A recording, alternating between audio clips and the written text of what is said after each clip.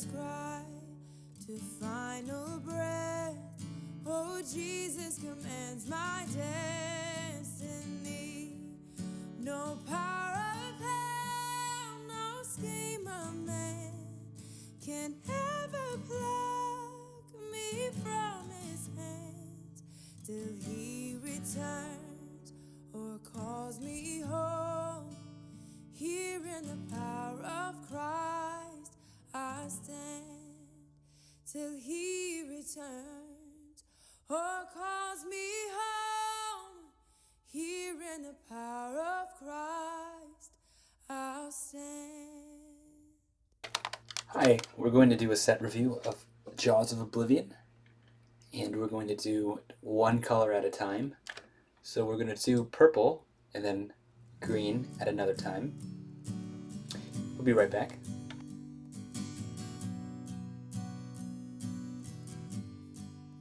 In Christ alone, my hope is found. He is my light, my strength, my song. This cornerstone, this solid ground, firm through the fiercest drought and storm. What heights of love, what depths of peace, when fears are still, when striving cease. My comforter, my all in all, here in the love of Christ I stand. Oh,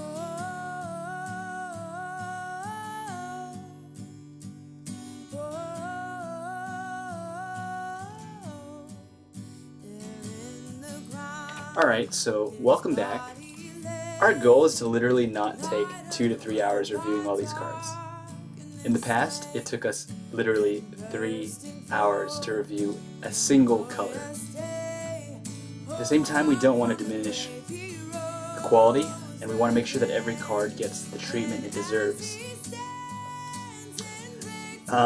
This video is intended to be helpful mainly to myself. I like to take the opportunity to look at these cards and just think about them and see if we can see new possibilities with these cards.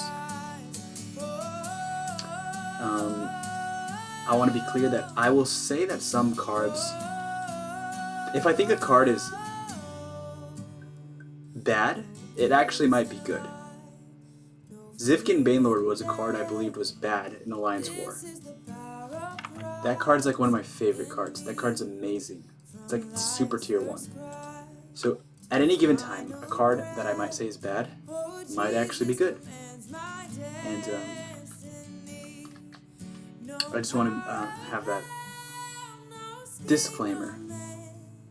Alright, so in purple, with this new expansion, there are no invade cards. So if you type in the word invade, they are only in red, blue, and yellow, Guildsworn colors, not in Scout colors, green and purple.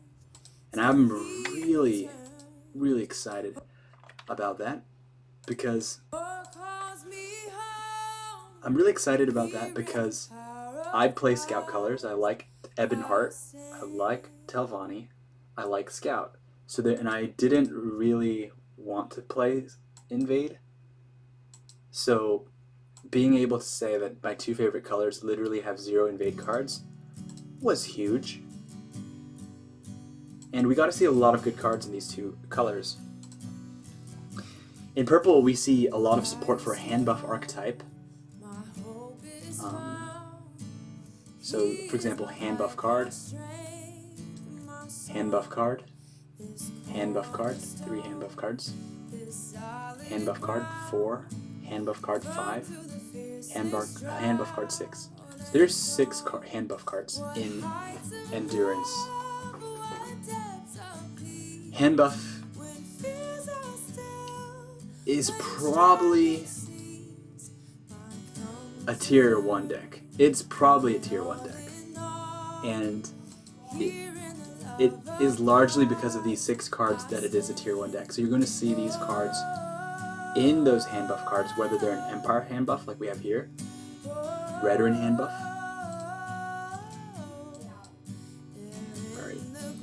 So the power behind hand buff is that you get, I consider hand buff to be a combo deck where you have very cheap creatures that can create big creatures that can do things with their stats.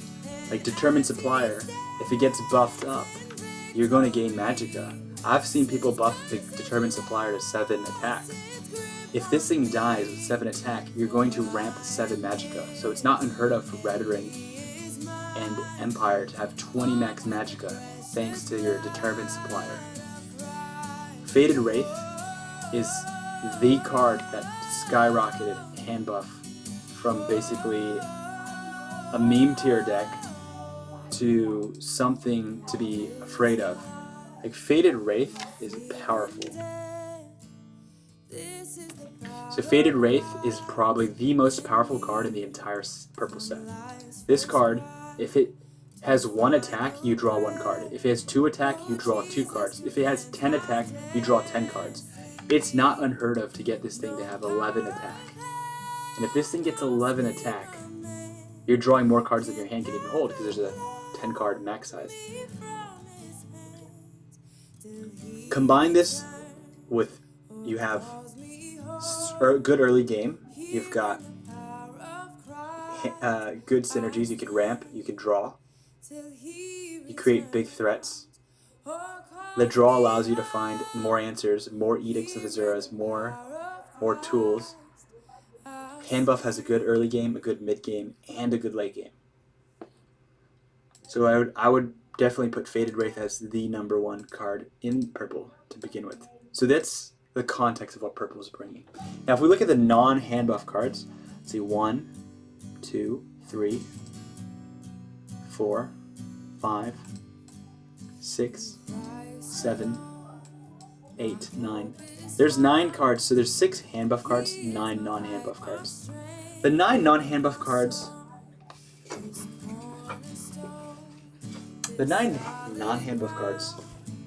are seeing pretty good play. I see people play Mute. I don't see people play Brotherhood Vampire.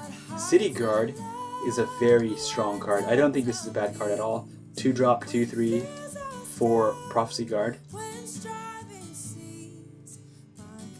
It has a place. In fact, it's created with hand buff. It's combined to create a new deck type called Spell Sword hand buff. That's a Spell Sword Prophecy. And Spell Sword Prophecy, having played it, it's actually pretty good. Like, it's not a bad deck at all. It's like a solid deck. This card, Blackwood Alchemist, might seem a little weak until you combined it with your Marauder Chieftain.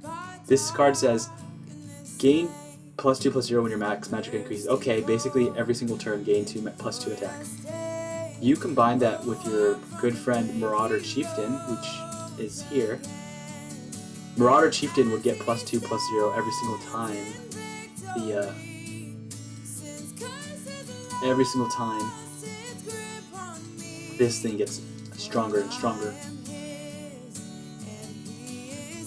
So this card isn't bad because it starts as a, basically if you put in the Shadow Lane, it's a 3. If it's put in the Shadow Lane and it's not silenced, it's going to be a 3/4 for 3, which is basically Discerning Thief, Great Viper Brigand, decent stat line. If it gets silenced, you're out of luck. SOL. And you're a 1/4. But after that, it can snowball into 5/4 and 7/4. And if you have ramping abilities, you can get this to pump up even faster. So if you could ramp your Magicka twice in one turn, this could have gotten +6/+0 because on the turn that it's now your turn, you get +2 attack. You ramp twice somehow, +2 attack. So I don't know how this synergizes with this card. I've not played it, but Whodunit says you gain 2 max Magicka, so maybe that counts as 1 trigger, or maybe it counts as 2. But whatever Whodunit does, there's some potential here. This card synergizes well with other cards. It has weaknesses, namely silence,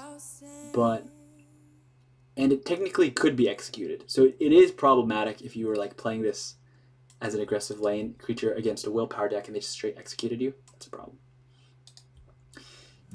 Blades Defender, not seeing too much play. We'll go in more detail on the cards afterwards. We're just doing a quick overview. Three Feather Warchief is I call him Three Feather Sniper. This card is good. This card with Zivkin Banelords, instantly kills creatures. Or no, sorry, with Sheer Point Dragons. So Sheer Point Dragon says, when you reduce a creature's power or health with another effect, reduce it by an extra 1. Alright, so that means if you combine that with your good friend Three Feather Sniper, it instantly kills things. Because 1 minus 1 is 0. So this is reducing a creature's health to 1. Now Sheer Point says, when you reduce a creature's health, reduce it by an extra 1. So now this says, reduce it by 1, and then reduce it again by 1 with Sheer Point Dragon. Instantly kills warded creatures, kills Mighty Conjurings, kills Alfiq Conjurers, the Storm Atronach. Three Feather Warchief synergizes with Murkwater Scourge. Murkwater Scourge generates 2 curses. Usually... Oh, hello, Mama Diva. I love this song. He rose again as he stands in victory. Since curses lost its grip on me, for I am his. So Three Feather Warchief. You're gonna hear him sing more. It's fun. Three Feather Warchief, Three Feather Sniper is also good with Murkwater Scourge. Murkwater Scourge is a super good deck. If you play green and you don't play this card, you're missing out. Murkwater Scourge is probably like, just off the top of my head, I think this is might be the best monthly card that I could think of recently released. It's been auto-included in pretty much every deck I have green, because it has its weakness. It has the Earthbound Spinner, it has the Halali Sharpshooters that snipe this thing and then it feels bad. You paid 4 Magicka for 1 curse. That's basically the worst case scenario of this card. But this card synergizes with your Three Feather Warchief, because if you played this card and you have a curse in hand, you can use that curse to basically finish off anything Three Feather Warchief puts at 1. 1 minus 1 is 0.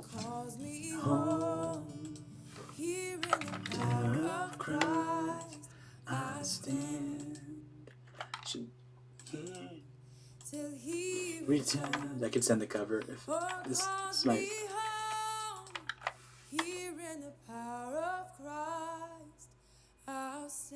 And it has the songwriters. Really? That is really cool. You should add me as a friend. In game. You should add me as a friend on Twitch. We should talk. This sounds fun. Wow. And I'm not saying that because I'm like saying hook me up. I just think that's cool that you like this song. In Christ alone.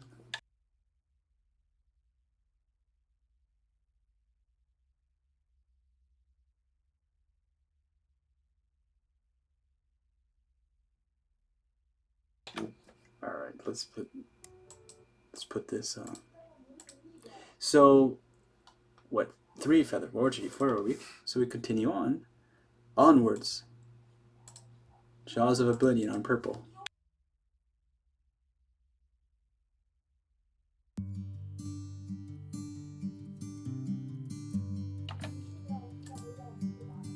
So Three Feather Warchief with the curses in hand is like sniping cards left and right. So this card, let's pretend you don't even have those synergies.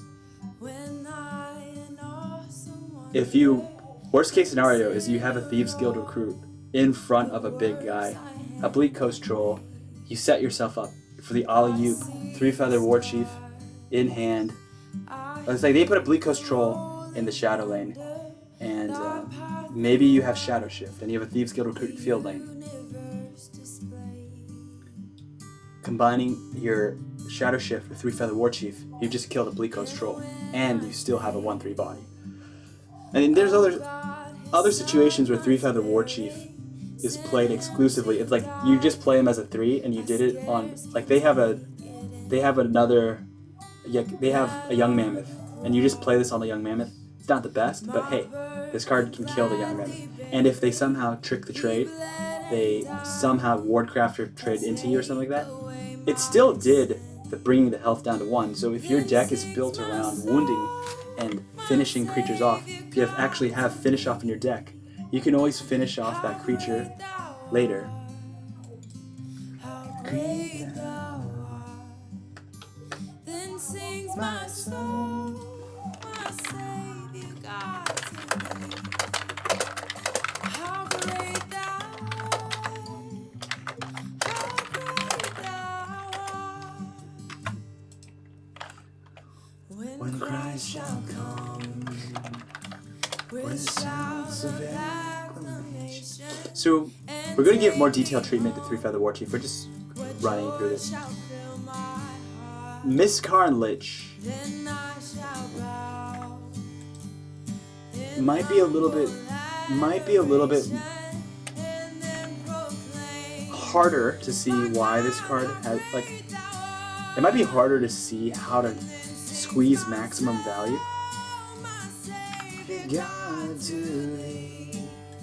With Mizkar and Lich,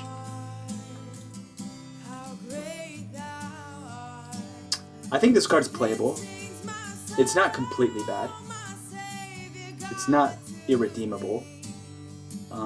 But to make the most of this card, I think requires a little bit of adjusting your playstyle. So we can get more into that later. But this is definitely not a card that you would...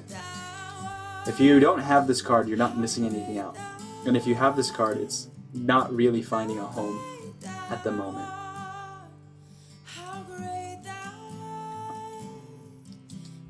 Umarl the Unfeathered.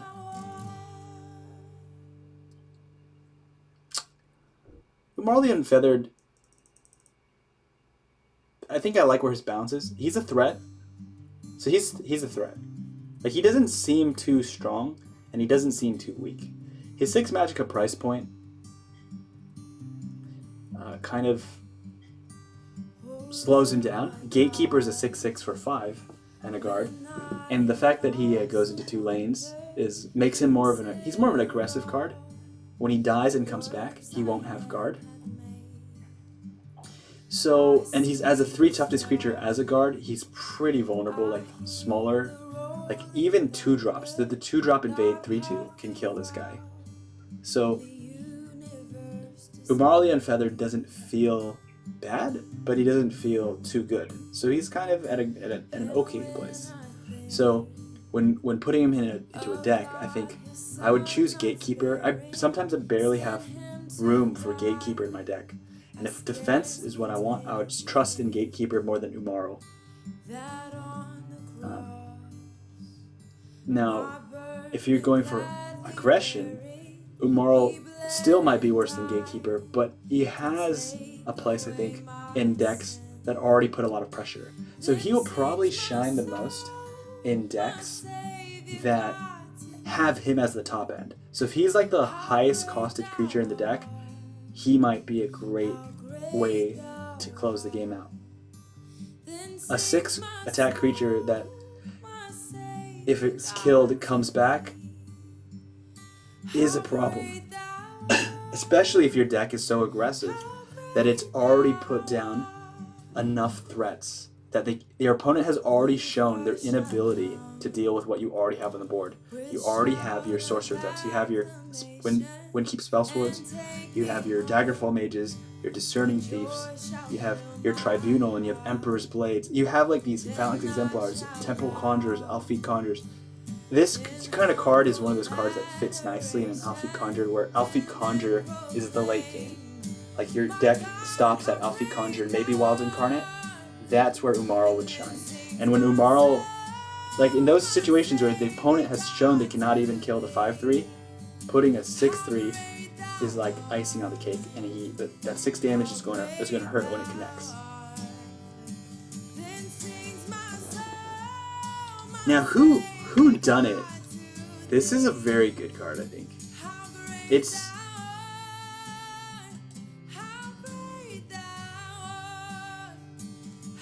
Ayleid. That's a good point. I've never seen an Ayleid, and I'm not sure. I looked into like the lore a little bit, but I didn't really understand it too much. But Like I just like browsed it, so it's like I don't know. I can't tell you anything about layers. I don't know about them, but maybe there's something there. I don't know if there's like a new species. There's like way more things that could be done there, but maybe that makes them unique, one of a kind. Whodunit is a control card. It's a combo card. Petamax and I were playing against each other on ladder, and Petamax is very creative when it comes to combo decks. And the combo with Whodunit is, first of all, you want lots of cards in your discard pile. The more cards in your discard pile, the cheaper this is. If there's 8 creatures in your discard pile, this is a free spell. Who doesn't like free spells? Okay. Gaining 2 max magicka. Well, you might ask, what's the point of gaining 2 max magicka when you already are at late game, you already have 10, 12 magicka? Well, there's this card that likes this card very much. And I don't have this card, but I've played against it. It's Pure Blood Elder. 7 magicka, 8/8. When you gain max magicka, double the amount you gain. So if you played Whodunit with this, you gain not 2 magicka, you gain 4. While you have 18 or more max magicka, Pure Blood Elder has +8/+8 breakthrough. So this card played with a 0 costed Whodunit. If you were at 12 magicka, you're now at 16 magicka. Got it? Nothing happens. He's at 8/8, you got 16 magicka. But if you've already ramped to 14 magicka and you do Whodunit with this card instantly becomes a 16/16. And you would have had 14 magicka. You would have 7 more magicka. So 7 more magicka means with the Ring of Magicka, you can use Unstoppable Rage and instantly kill people. Like, you could Pure Blood Elder, play Whodunit on the same turn, and Unstoppable Rage if you ramped enough. Or, you can alternatively use Pure Blood Elder, Whodunit, Squish the Wimpy. Squish the Wimpy would allow this card, a 16/16, to battle another creature, and that's going to be a lot of damage. Alternatively, you could use the red creature here. So you can use Fighters Guild Steward and force your 16/16, which is a creature greater than 5, to fight anything, and then the breakthrough damage will go to the face. So if a 16/16 breakthrough creature attacks a 1 toughness creature, 15 damage will go through to the opponent's face. So let's say, so a deck that's running Whodunits can try to cheese people with that kind of combo. And you must say, well, how do you get it to cost 0? The deck that really thrives on this is a Conscription Ebonheart Slay deck. It's a deck that uses Tullius's Conscription to bring out small 2-drops. You use the Conscription to thin your deck down so you can find your combo pieces. Your Conscription gets answered, you're happy, because it turns, Conscription brings 8 bodies. 8 bodies? You probably played cards before that, so now there's way more than 8 creatures in the graveyard. Now Whodunit's free. Now if you're finding your small combo pieces, something like your Pure Blood Elder and Rage, if you ramped, I think you have to ramp to 15. If you can ramp to, I think if you, so the thing is, well, technically, if you wanted to delay the combo, you didn't need to ramp to 15, because you could delay the combo. You could choose, let's think about it. No, you need, so if you're at 12 magicka,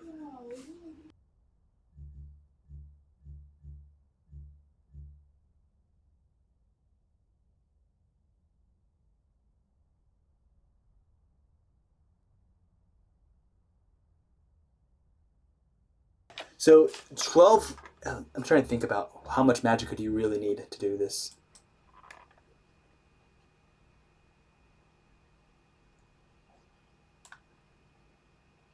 Oh, okay. Alias or high elves. So if you're at 12 magicka, you bump yourself to 14 magicka.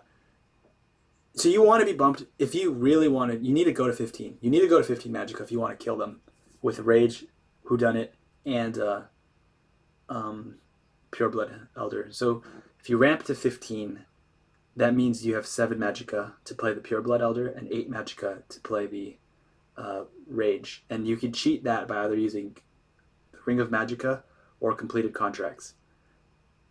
But Whodunit's going to be free if you use Conscription to fill the grave. And you play 7 magicka Pureblood Elder, and then you 8 magicka Rage after you used Whodunit to bump your max magicka would go from 15 to 19, but your available magicka would be 15, making you able to play 7 and 8.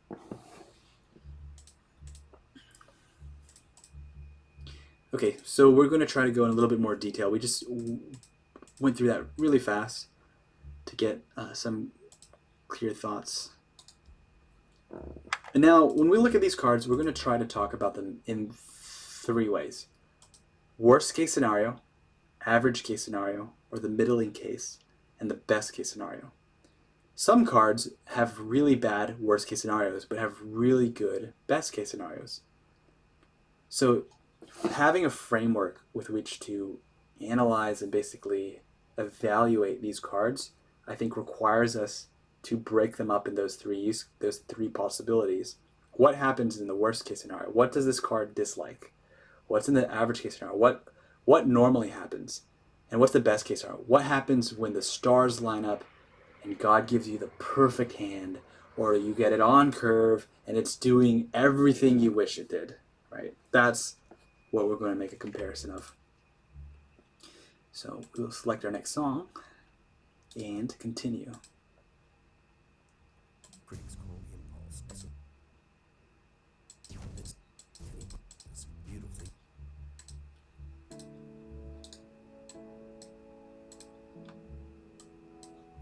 Alright, so Doomed Adventure, 1 magicka, Imperial, 1/1, last gasp, give a random creature in your hand +2/+2. At first I wasn't sure about this card, but let's just say, worst case scenario, it gets Earthbone Spinnered. It gets Sorcerer Negationed. So you play this card and it's eliminated. Well, first, the good news is Sorcerer's Negation, even though it completely removes Doomed Adventure, it's a 2 magicka spell. The moment they used Sorcerer's Negation on Doomed Adventure, Doomed Adventure actually got double its value. They answered your 1-drop with a 2-drop. So the way you look at cards when they're competing against each other is, how many cards did it take for them to remove my card? How much magicka did it take for them to remove? So if you play Doom Adventure, they play Sorcerer's Negation, it's 1 card for 1 card. But it's 2 magicka for 1 magicka. So you're winning in the magicka department. And you're equal on the card department. So that means the worst case scenario being Sorcerer's Negated, you come out on top. Earthbone Spinner. Now, Earthbone Spinner, if you play a Doomed Adventure and they answer with Earthbone Spinner, they're answering a 1-drop with a 4-drop. So, again, you're playing 1 card, they play 1 card, they answered with 1 card, but they have generated a card advantage, a board advantage, because they have a 3/2 body that remains. You have nothing. So if you play Doomed Adventure and they play Earthbone Spinner, they are down 3 magicka because their cost was 4 and yours is 1, so 4 minus 1 is 3. So they're down 3 magicka, but they're up 1 body. They're up 3/2 on the board state. I think in this worst case scenario, it's very acceptable. The answers to this card are more expensive than the card itself.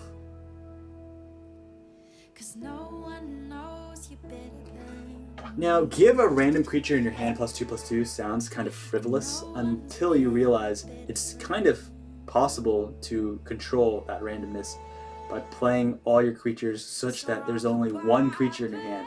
If you had only 1 creature in your hand, this would 100% hit the creature you want it to hit, Faded Wraith. So when you look at these hand buff decks, a lot of the hand buffing isn't, you're not whenever you have a rally, or whenever you're going to trigger a last gasp, whenever something's going to die and buff something, play cards that you don't want to get buffed to increase the probability that the card you do want to get buffed actually gets the buff.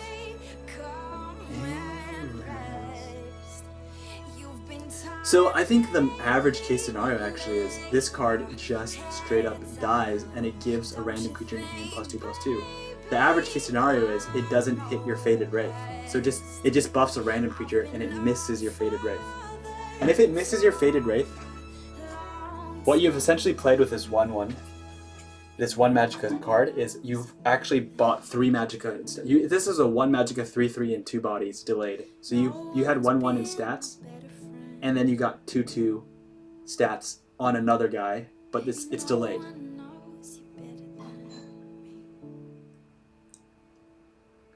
So that's not too good, but that's not too bad.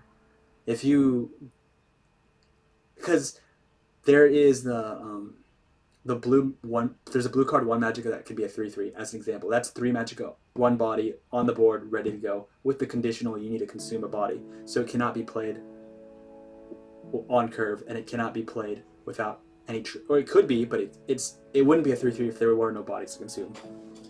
So Doomed Adventure, average case scenario, I think it's acceptable.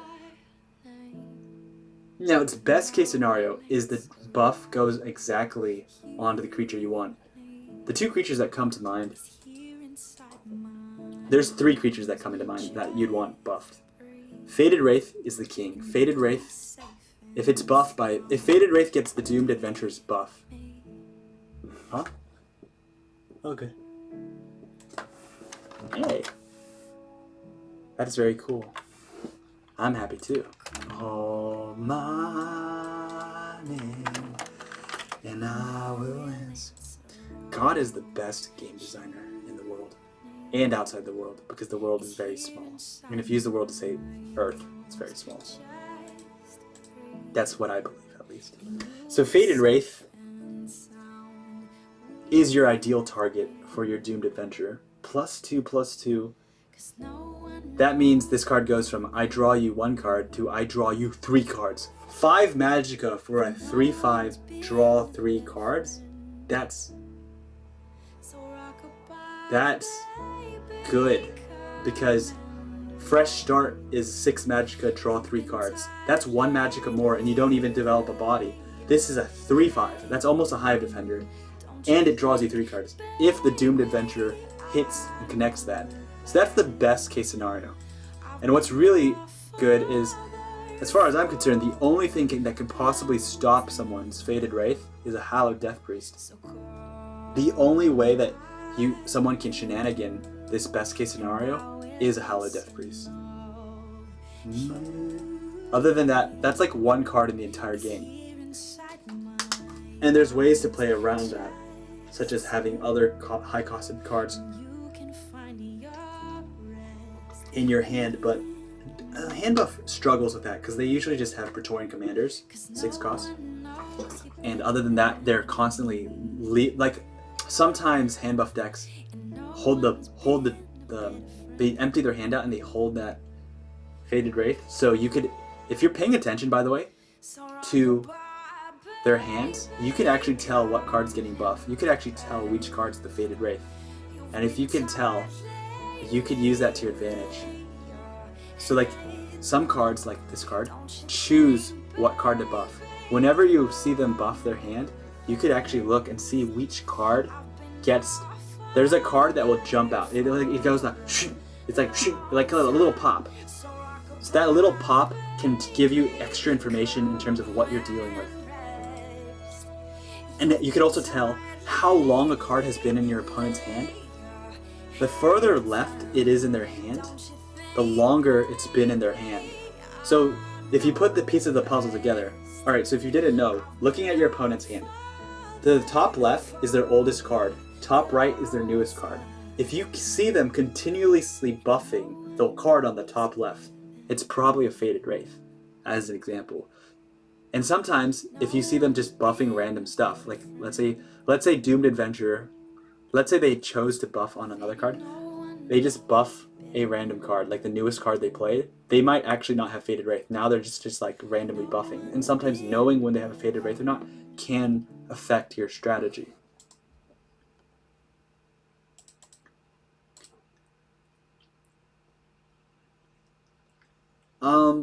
So the other good best case scenario where this would like to buff, second priority, not a Faded Wraith, is your Determined Supplier.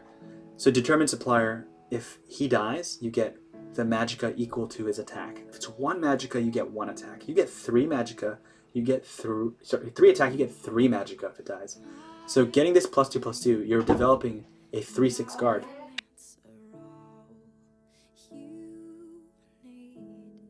So this is a 3/6 Hive Defender. It's a Hive Defender when it's buffed by...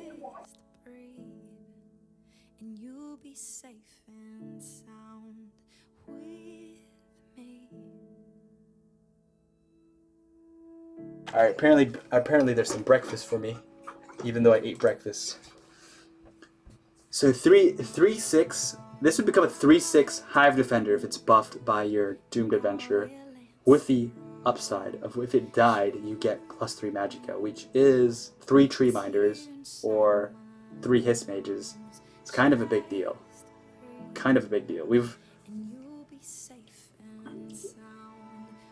It's not that hard to pull that value off on Determined Supplier this way, because there are things that like 5th Legion Trainers, Divine Fervors. 5th Legion Trainer makes this a 2/4. Divine Fervor makes it a 3/5. You got that Doomed Adventurer. It's a 5/8. It'd be a 5/8 guard that if it died, you gain 5 Magicka. So you're seeing Doomed Adventurer being played in Redoran, Empire Conscription, Empire hand buff, and it's good enough that people are putting it as in a conscription deck.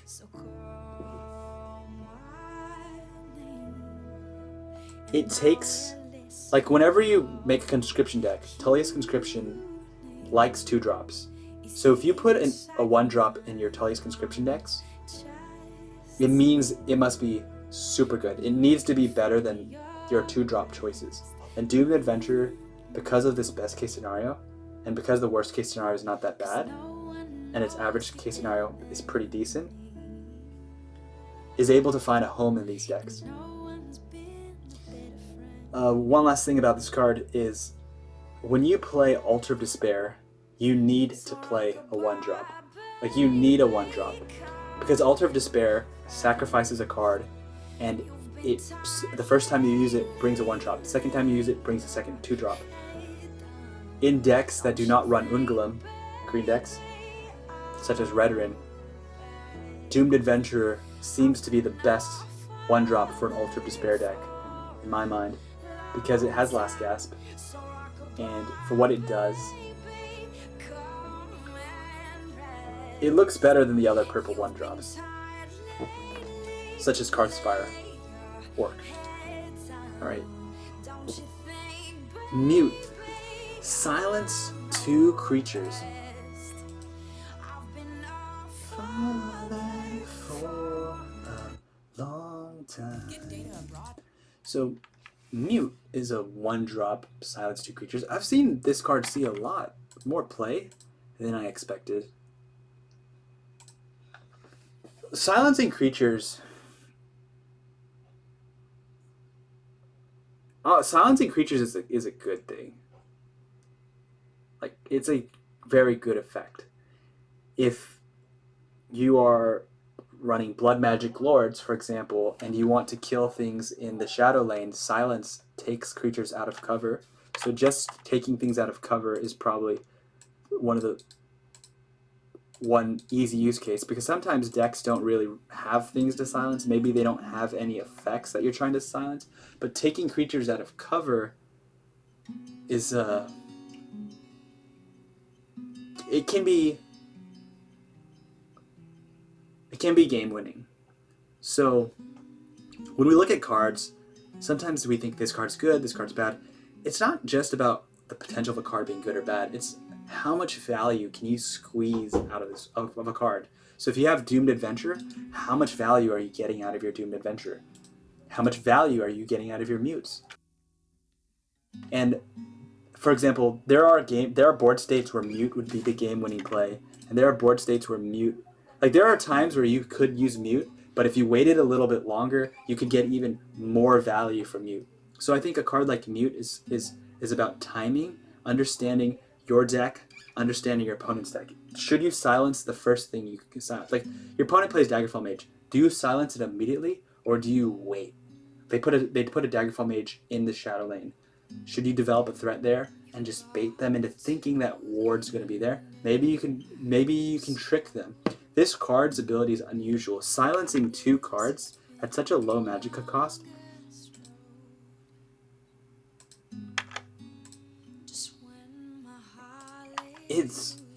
It has a lot of potential. So I think for what it does, it's good. But the question is, sometimes when we look at good cards, we think, let's put 3 of them in our deck. I think just because a card's good doesn't mean you should put 3 of them in your deck. Because if you had 3 mutes and your opening hand was 3 mutes, you'd probably lose the game. Because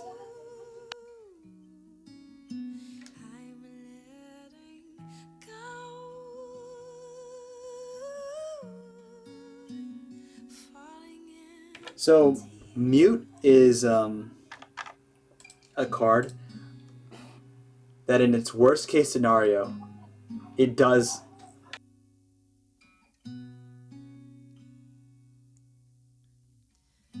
And I confess I still get scared sometimes. But perfect love comes rushing, and all the lies that screamed inside go silent the moment you begin. Now I'm letting go. I'm letting go. I'm letting go. Alright, we're back. We're saying bye to somebody. So, silence 2 creatures. In the worst case scenario, it's the problem with mute-like cards is that you have too many cards that do nothing. Because this card doesn't do enough by itself. It doesn't remove things. It doesn't develop a threat. It's a great action for the cost, for what it does. It's like even if you played it to silence 1 creature, that might be a worst case scenario. Use it to silence 1 creature. Maybe you're using that to stop a Corner Club Gambler from drawing. That's pretty good. But it's not as good as Channeled Storm, right? So the worst case scenario is things like you're using this card awkwardly and you're not properly answering the threats on the board. And your hand overall... Oh, that's a very good suggestion, by the way, on the self-silence. I totally missed that. Like, I totally missed that, Mama Diva. I didn't even think of that use case. But that is a good point. So the worst case scenario is this card just doesn't... It's not doing enough for you. And I think it would thrive the most if it synergizes with other cards in your deck. So self-silencing decks. Like, there are decks that play things that shackle themselves. And I forgot it. Silencing creatures removes things from cover. It also removes shackle. So there are these creatures that really want to be silenced in purple, such as Ward. This card, Corrupted Shade. At the end of your turn, if Corrupted Shade doesn't have a ward, sacrifice it. So once it breaks a ward, it's going to kill itself. This card loves to be silenced. So basically, you can trick people to thinking that this might die, and then you use a silence ability like Mute to protect your Corrupted Shade. Another example is Hulking Mummy. Hulking Mummy is a beast. It's a 4 Magicka 6/6, but its problem is it cannot attack the turn he's played. That's it. Sorry, it cannot attack for 2 turns. Summoning Sickness can't attack on the turn it's played, and the next turn it can't attack because it's been shackled, and shackled says it misses its next attack. So what this means is he can't attack the turn he's played, and he can't attack the turn after that. So using mute would fix that to he only misses his first attack. He only misses the turn he's played. He won't miss the second attack. And these creatures that have these kind of negative summon effects have very good stat lines. A 6/6 for 4, very solid. They love cards like mute. I'm probably missing some other, because I know there's other cards that enjoy self-silencing. And usually those decks have been running basically Suppress and Shadowfen Priests. So they were already running 0-cost silence anyway. So a 1 Magicka silence 2 is like, oh, you can you get more value from 1 card. And maybe Magicka's not the problem, because those cards are cheaper on the Magicka side. They just have these negative effects that you were hoping to get. Oh, this big Deathlord, dude. Deathlord, Imprisoned Deathlord. When an enemy creature summons Shackle Imprisoned Deathlord, it basically means if they summon creatures, he will never do anything. He's that dude who's like in the middle of attacking someone and they just stop. He's like, ah! Ah! Ah! Like, he just like stops mid-attack nonstop. This is like the strongest stat line for 4-drop in the game, probably. Pretty sure it is. But if you don't silence him, he'll do nothing, probably. So you need a card to silence this card if you're going to get anything out of this. And if you do silence it, you just smack him for 7. No prophecy, smack him for 7. This is like 14 damage. Turn 5, 7 damage. Turn 6, 7 damage. It's a big deal. I think people have been desperate enough to even use Sorcerer's Negation on their own Deathlords just to get the attacks in. So Sorcerer's Negation is usually a 3 of in these decks. So the silence component is valued so highly that they're willing to hurt their own creatures just to get in. So mute kind of makes that interaction more palatable. So I was thinking more of the aggressive applications of mute, but now this is kind of like, this is more like you're muting your own creatures. And this happens all the time. Shadowfen, one of the things that makes Shadowfen Priest so good, not only can he remove supports, but there's quite a few times where your opponents rely on Shackle. They like shackle your Odavings.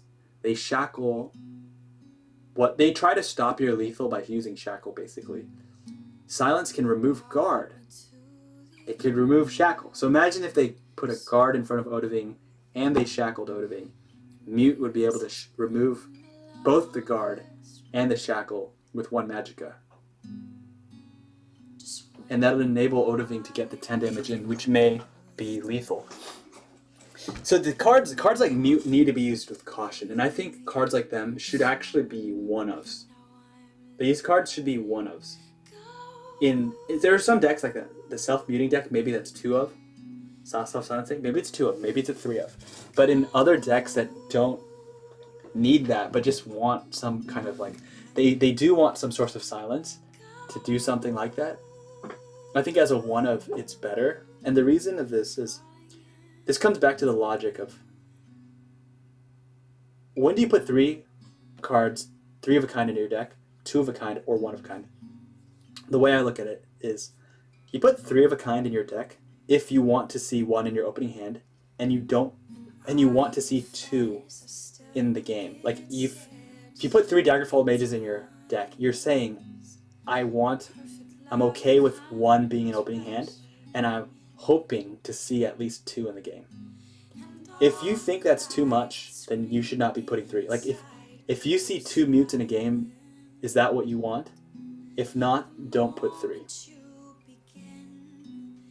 Now, when I put 2 of a kind of a deck, it's more of, I do not necessarily want this in opening hand, and I only want to see 1 in the game. Like, I'm putting 2 in my 75 card deck, because I'm hoping to only see 1 of them. I don't want to see. So there are cards that you just you like seeing 1, but when you say the second one, you're just like, this one again? That's when you start to say 2 of is okay.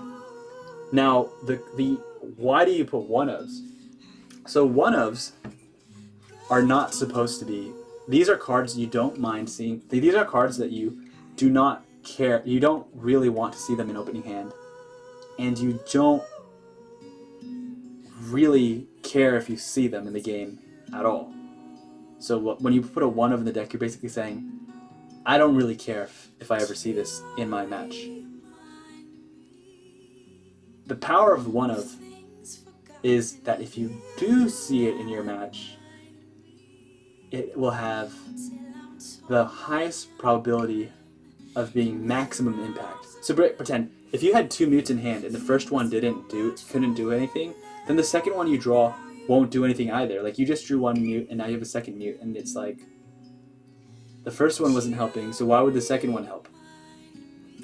Now, if you only have 1 mute in your deck and you draw it, you'll be able to probably squeeze out the maximum value of it, because you will not draw a second copy, so you won't have a dead mute in your hand ever. So mute will never be a dead card, and if it is in your hand, you'll always be able to find some use out of it. It could remove a ward, it could remove guards.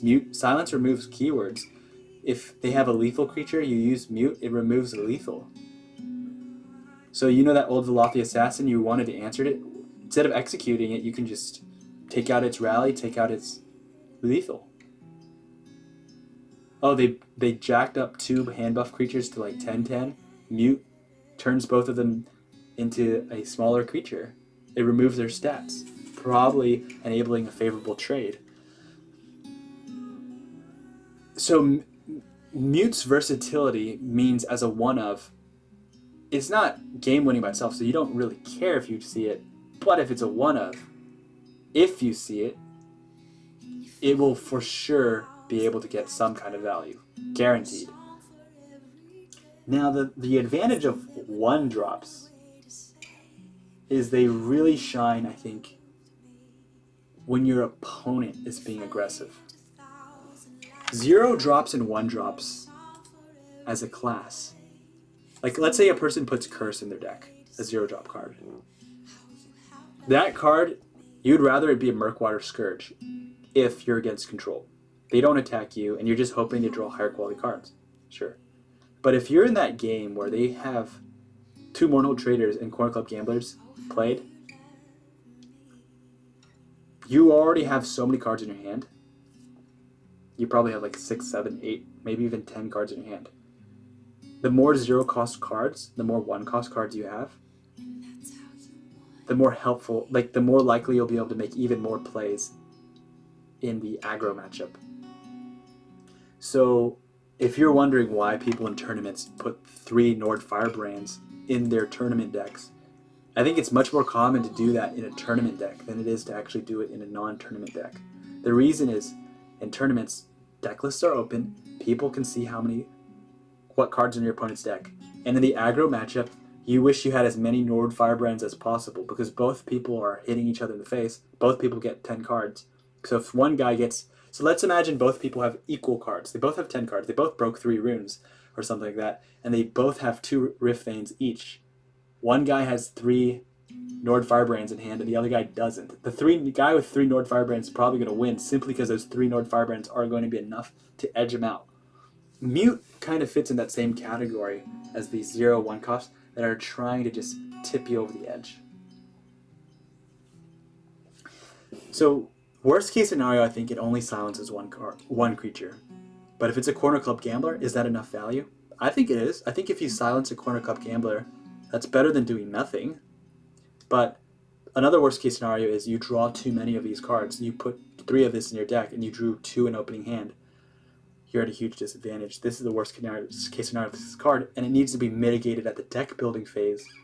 Like, if you're going to put Mute in your deck, you're going to need to put higher quality cards in your deck, or you're going to need to put those self-silencing creatures that need it the most and synergize really well with it. I think the average case scenario is you will silence 2 creatures, but only one of them will be useful. So, like, your opponent has Wardcrafter and they have Haunting Spirit. Okay, that's a good use. You removed Haunting Spirit's +3/+3 last gasp, and you removed the ward. But your average case scenario is, oh, I'm only removing the ward, or I'm only removing the +3/+3. So the silence 2 creatures part is probably on average case scenario, similar to the worst case scenario, usually silencing one threat. The best case scenario is you're silencing two creatures. You're silencing a creature that's guarded, you're silencing a creature that's shackled. You're silencing these super jacked creatures. They used maybe it's a 5th Legion trainer and then it's something else. So you silence and remove 5th Legion trainer's buff ability and you silence whatever it buffed.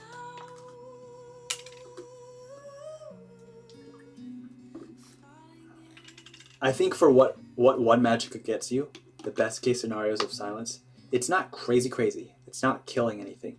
But for one Magicka, being able to shut down certain cards, Vivek, Sotha-Sil, I mean, this card could shut down Sotha-Sil, means that this card is playable, and focus on the timing of when to play it. Get a read on your opponent. What's your opponent playing? What are the creatures you need to silence? Old Veloth the Assassin. If your opponent plays an Old Veloth the Assassin and you just silenced it with mute and nothing else silenced, I think that's value. Their hand buff, you just stopped a value engine that was going to keep rallying stuff and eventually trade in and kill something valuable of your own. So we talked about mute a lot. Interesting for a card that's about not talking. Why the card art is Argonia? I have bad news for you about why the card art is probably Argonian. It's probably because they mass-produce the art and they have a bunch of art lying around and then they just assign art to cards. So that means they probably already had an illustration that's like, okay, because sometimes these things are not developed in the same time. Sometimes the art is not, like, game design might develop. They're like, okay, we want a card that silences things. And then art has just developed assets, and they just created, like, oh, do an Argonian wizard. Do an Argonian warrior. Do an Argonian... So then now they might have an unused Argonian wizard-is. And they're like, well, this matches closely enough to the card we have just designed. Slap them together. You could call it a day. I mean, you could call this something. You could literally take this card and call this. This could be a legendary Argonian, unique legendary for all you know. I don't know much about the lore of TESL, but if I was to make things up, you could call this something like the Red Priestess, 10 Magicka, unique legendary. When Red Priestess comes into play, silence all creatures. Or it could be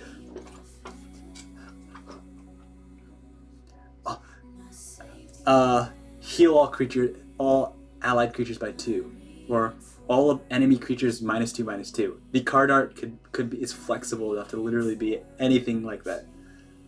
It could be way more.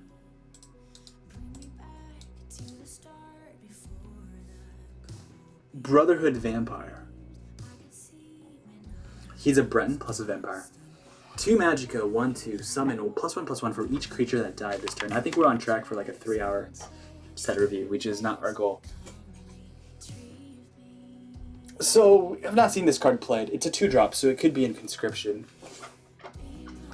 No, it can't be, because if you played it on Conscription, it'd literally be a 1/2, because it gets +1/+1 for each creature that died this turn. So you need to kill... This is like, play Ice Storm, play this. Ice Storm kills 8 creatures, this becomes a 9/10. So if you played Brotherhood Vampire after playing Ice Storm on a Conscription board, you just played a 9/10 Vampire. I mean, that's not too bad. I mean, that's not like... That sounds like unlikely, but that happens enough. Now, I think, first of all, worst case scenario of this card is 2-drop, you just get a 1/2. You don't even trigger the summon ability. And that sucks, because there's a 0-cost card that's a 1/3. The Clan Fear Runt is a 1/3 for 0 cost. So, I'm not so sure about... I'm not so sure It feels bad when you have to play 2 magical 1/2 that doesn't trade into any 2-drops. I mean, it technically is a thief. It's a Thieves Guild recruit stat line, so it's not like we're not used to playing this. But that means this card can't be played on curve. Played on curve means there's literally nothing on the board, so how can anything even die? And even if there was something that died on the previous turn, what do you have? A 1-drop that died? So this is a 2-drop 2/3. There are so many 2-drops that are 2/3s or 3/2s already as is. And if you're going to go with such a sophisticated strategy, you might as well. Wait a minute. Well, if both creatures died, so if the 1-drop traded into another 1-drop, very conditional, you'd get +2/+2. You'd be a 3/4 for 2. So that's a little complicated. You might as well be a discerning thief at that point. You might as well be 3-drop 3/4, consistently always a 3/4. Then you don't need to trade a 1/1 into 1/1. Like needing a 1/1 to trade into a 1/1, it means you need that 1/1 in your hand. We need Brotherhood Vampire in your hand, and we need them to play a 1-drop that's into our 1-drop, and their 1-drop or 2-drop needs to die and trade evenly into our 1-drop. This is too many things. So looking at that chain, the Lust Aragonian. Interesting. It could be, yeah, it could be the Lust Aragonian. So looking at this card, it's you could see its best case scenario is looking like Ice Storm, get a 2-drop 9/10. Worst case scenario is like I'm a Thieves Guild recruit who doesn't draw people cards. And when I evolve to a 2/3 or a 3/4, it is going to take extraordinary work to get to a 3/4 at an early game. So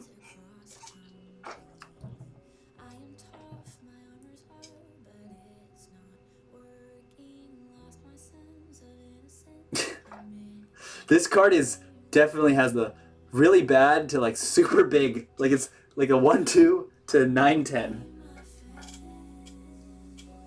So I think the average case scenario is, okay, you see this in opening hand, you gotta mulligan it away. You can't keep this guy.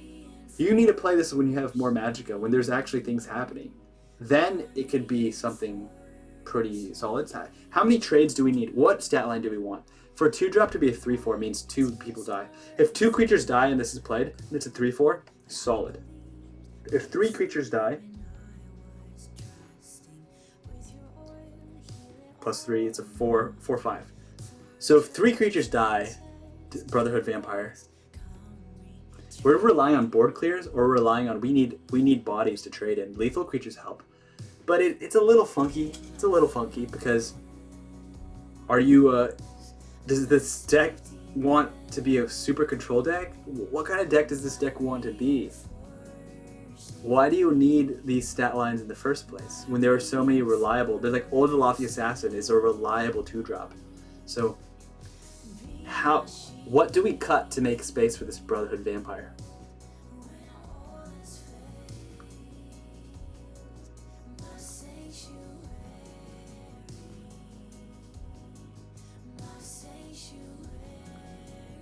I wonder, I'm sure, having looked at Reddit, I know there are people who are very good at coming up with combos. And this card screams combo piece. Like, this card needs to be in a combo, because played out without synergizing with anything else, even something Ice Storm play this, is a combo. It's a very simple combo, but it's a combo nonetheless. You need one piece, and then you need another piece. This card needs more combo piece. Like, I'm thinking of the Siege of Chamath Keep. Generate a bunch of bodies, kill them all. That's 16 cards. So if 16 cards died, this would become a 17-18. So like this card with Chamath's Keep, if you killed those things somehow, this would be a 7, like... So it's possible for this card to literally get +16, +16.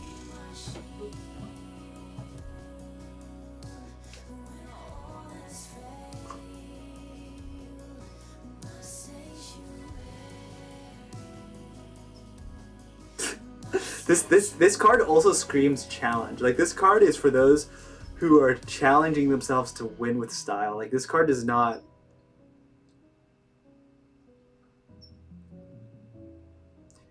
It's not straightforward, but getting it jacked must be very rewarding. So I imagine in an arena it's not bad, because in an arena a lot of things die, and if you just set up trades, sometimes you just need to play a very strong on curve body, and a 2-drop that is coming down as a 4/5 is going to swing the game into your favor. That requires 3 things to die, and sometimes 4 things die. Like sometimes in arena 4 things die. Like 2 trades, if two creatures kill another 2 creatures and they both die, both sides die, that's 4 creatures dead. That's a 5/6 for 2 Magicka. Reasonable. So I think this card's actually playable. It's just not. It doesn't have a natural home at the moment. It's going to take extra effort to win with this card, which most players don't want to go to.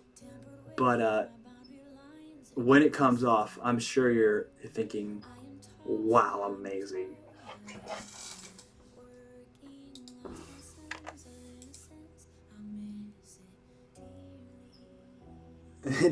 Donjareth, kill your own creatures as well. So there's +8/+8. 10 magic. And then they just use mute or sorcerer's negation, and you're just like, wow, this sucks. Like, they just, you go through all, that's actually another problem of these cards. So when we talk about these cards, it might sound like, dang, this is so amazing. It might feel like that card's amazing, but there's just too many single target removals in the game. Sorcerer negation would make all your work go to 0. Mute, the card we just talked about, it's a 1-drop that would make your work go to 0. Shadowfen Priest would make your work go to Edict of... There's a lot of cards that would just like answer it, because this card doesn't have charge, so the combo that involves Brotherhood Vampire needs to be a 1-turn kill. Like, you need to kill them, and honestly, that doesn't sound too easy.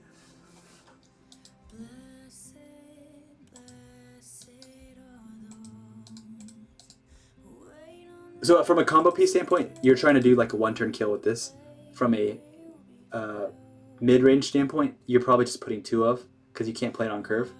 And if you're even going to put it in your deck in the first place, you might as well put 2 of them, because if you're going to go through the trouble to build a deck that makes this even shine, you might as well have more than 1 copy of it. Then in those cases, you're just looking for, can I get a 4/5? Get a 4/5. Get 3 guys to die. 3 guys. Yeah, get 3 guys to die. That's it. 4/5. You get a 4/5 on this, you're good. City Guard. City Guard 2-drop 2/3. Prophecy Guard. I think. Well, first of all, this card is very good, I think, because it's a 2-drop and it has guard. Conscription's looking for things that are 2-drops that have guard. Skinned Hound is played only because it has guard. Now, Skinned Hound's advantage over City Guard is its ability to give different creatures guard, which has defensive and offensive applications.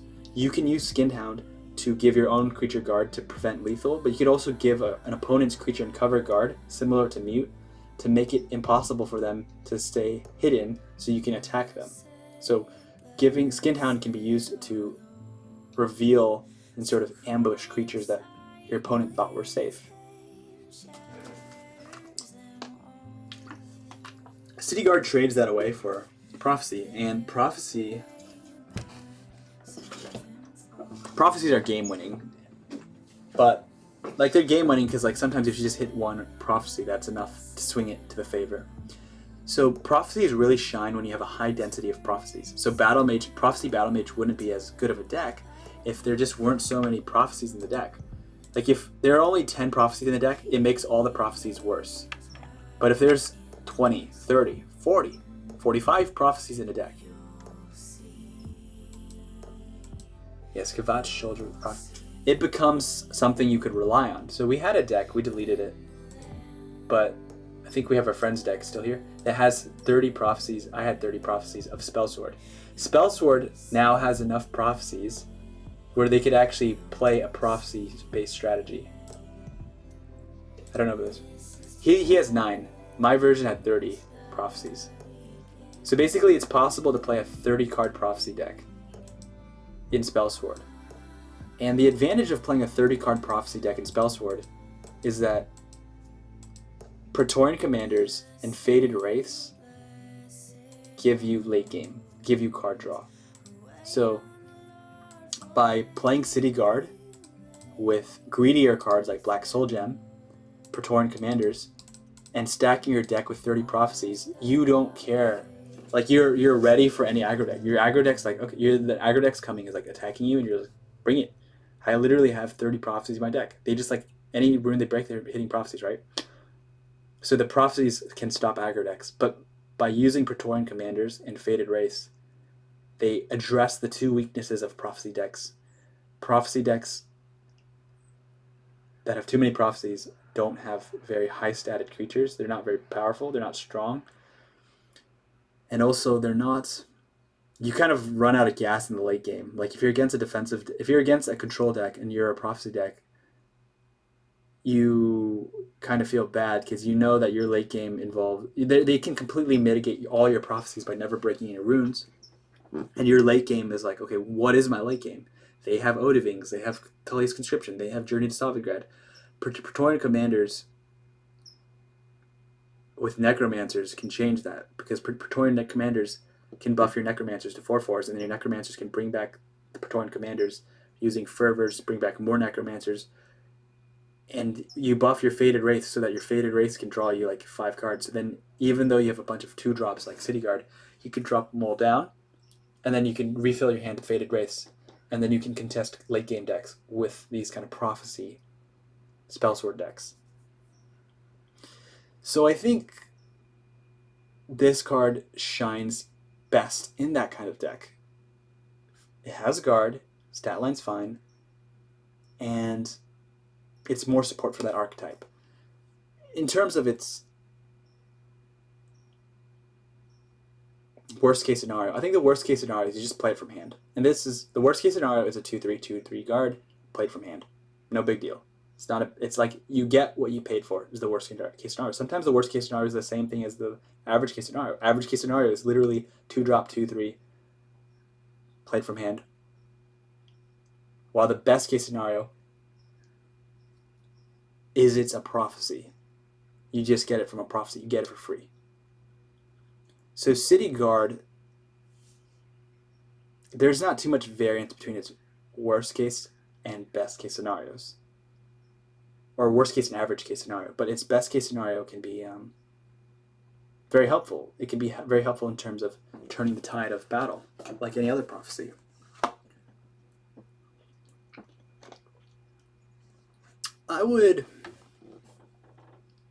Some people have been including it in their conscription decks.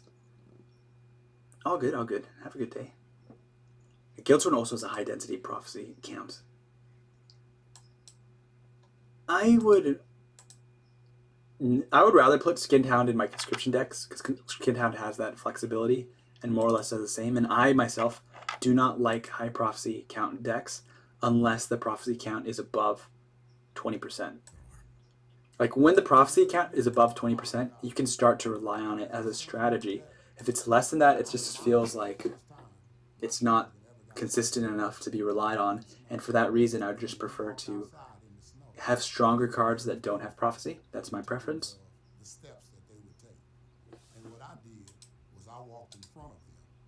So Emperor's Attendant. Summon, give a creature in your hand power and health equal to Emperor Attendant's power. So this card is amazing. It's amazing because what ends up happening is if this card targets Faded Wraith gets +1/+1. So Faded Wraith goes from draw 1 to draw 2. Okay. But what happens if this is a 2 attack creature? If this is a 2 attack creature, 2 toughness creature, Faded Wraith would become a 3/5. So the power of this card is it's the only card I know of that targets. Oh, Galen's the other one. But this one actually targets a creature in hand and gives it the stats. And by using Divine Fervor, this becomes a 2/2 automatically. By using Praetorian Commander, it becomes a 3/3. By using other Rally Charge, it can become a 4/4 or 5/5. If this is a 5/5, this is the card you actually want buffed. Like you might think that Faded Wraith is what people want to buff. It's actually Emperor's Attendant, because if they buff Emperor's Attendant's coming down as a 2-drop 5/5, and that can turn this into a 6/9, a 6/8, a 6/8.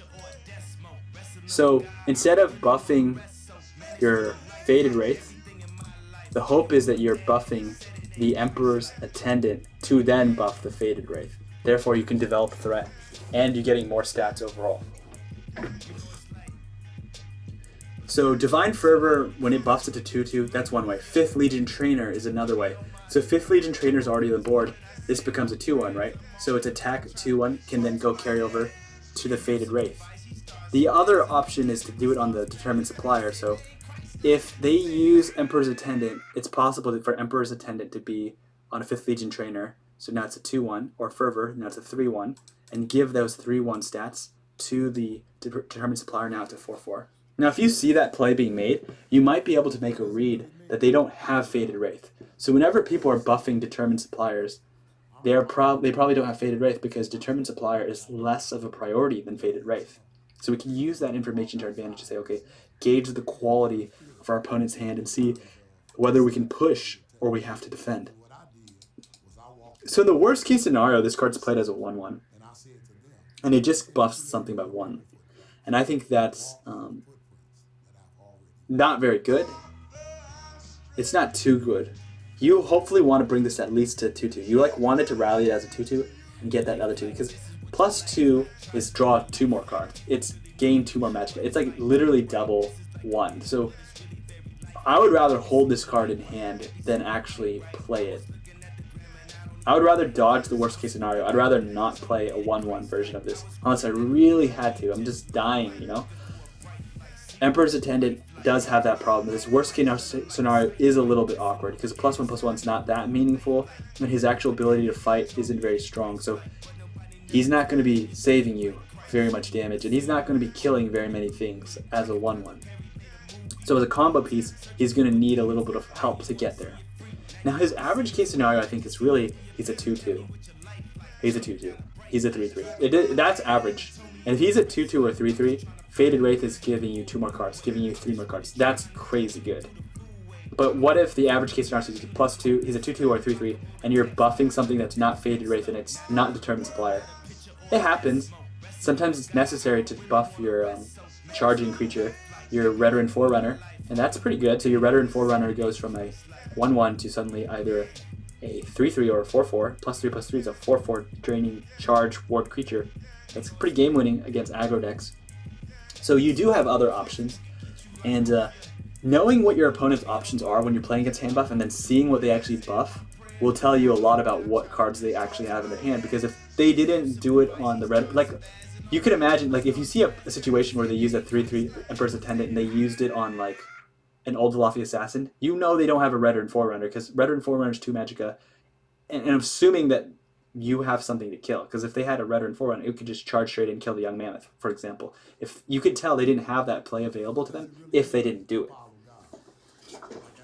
So the best case scenario of this card, I think, is anything like 3, 4, 5. If this goes 3 Magicka, 4 Magicka, 5 Magicka, you could also buff the card in here, this Willpower card.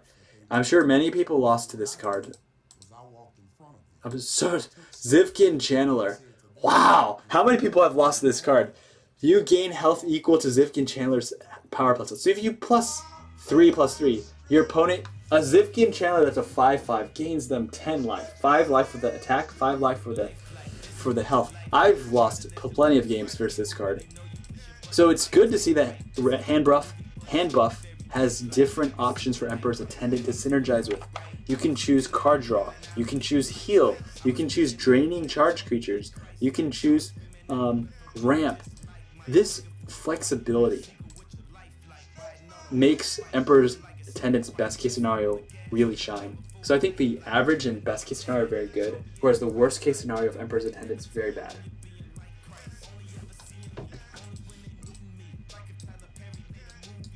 So Blackwood Alchemist, we talked about this card a little bit. This card synergizes primarily with cards like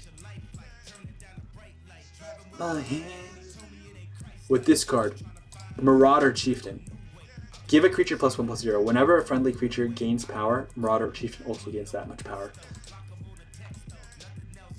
When this creature gains 2 attack, the Chieftain gains 2 attack. So Blackwood Alchemist in that card can be snowbally, very snowbally. This card's worst case scenario is as a 1/4 is you just get executed because it's a 3-drop that's executable straight up because it doesn't turn into a 3/4 until the following turn. If it gets executed, it feels bad. If it gets silenced, it kind of feels bad, but it's not too bad. Like, it's silenced, it's a 1-attack creature, so it's not dead, but it's not like, it's not complete. It's not like a Murkwater Scourge is completely answered by an Earthbone Spinner. This card will still leave a body, but it won't have that synergy. So let's say you have Marauder Chieftain as your follow-up play, and you can't rely on it because it's been silenced. At least you have the plus side of, if this is silenced, then Marauder Chieftain's not getting silenced. So you got that resource out of their hand.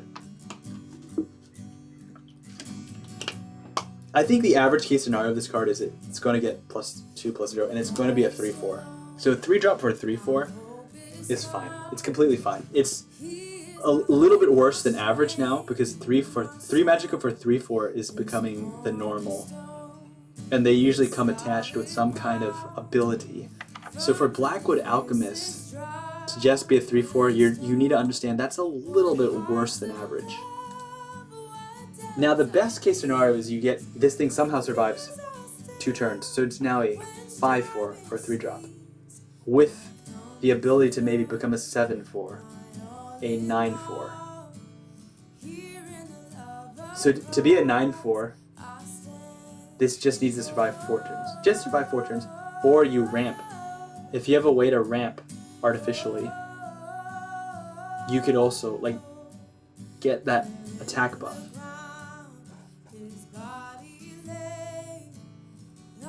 In a way, this makes this card kind of a risky combo piece 3-drop. So you don't want to put this in your deck just because. Like, Haunting Spirit is probably better than this card. Although a deck that has Haunting Spirit, this card probably already has Haunting Spirit. So the problem is, like, if you're a warrior deck, what are you cutting to make room for Blackwood Alchemist? Whatever you're cutting needs to be able to, if you're going to use this card, you need other cards that synergize with this card to help push how much value you're getting out of it. You want to get this to that 5/4. You want to see a 7/4 Blackwood Alchemist. You want to get out of hand. You want to...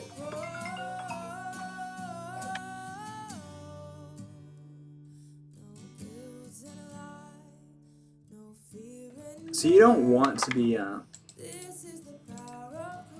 if you can help it, whenever you play a card, you want to recognize what's the best case scenario, and you want to do everything in your power from the deck building stage to the actual match to facilitate that outcome. You want to make it easy for Blackwood Alchemist to become out of control. Maybe you can do that with Sowers of Revenge, right? Maybe you want to do that with Witherhand Cultists. Witherhand Cultists are another 3-drop that might protect your Blackwood Alchemist by making any kind of answer a little bit more expensive. I think this card's playable, but it has tough competition for its 3 slot. It's also random, but being a 1-drop in purple, a 1 attack, or Journey and Necromancers can bring this card back to life.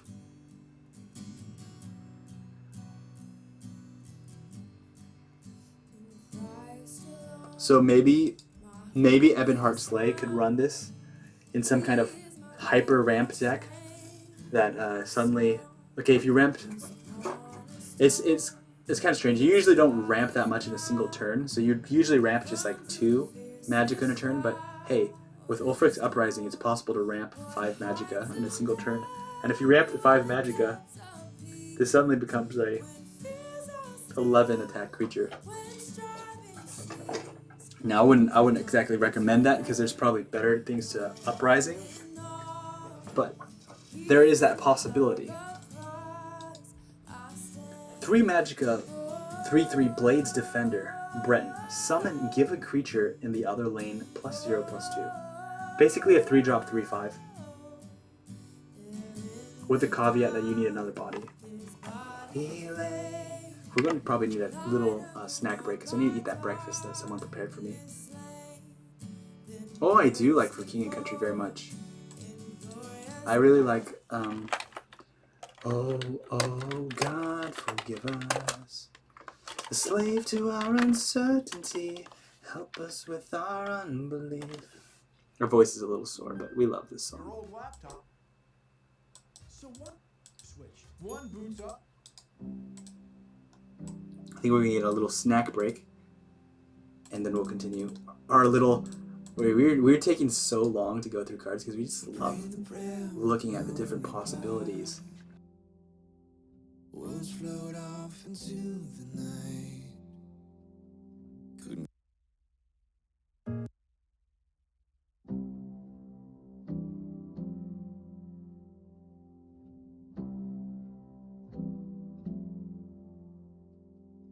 We're praying the prayer with no reply. Words float off into the night. Couldn't cut our time with the sharpest knife. Oh, oh, God, forgive us.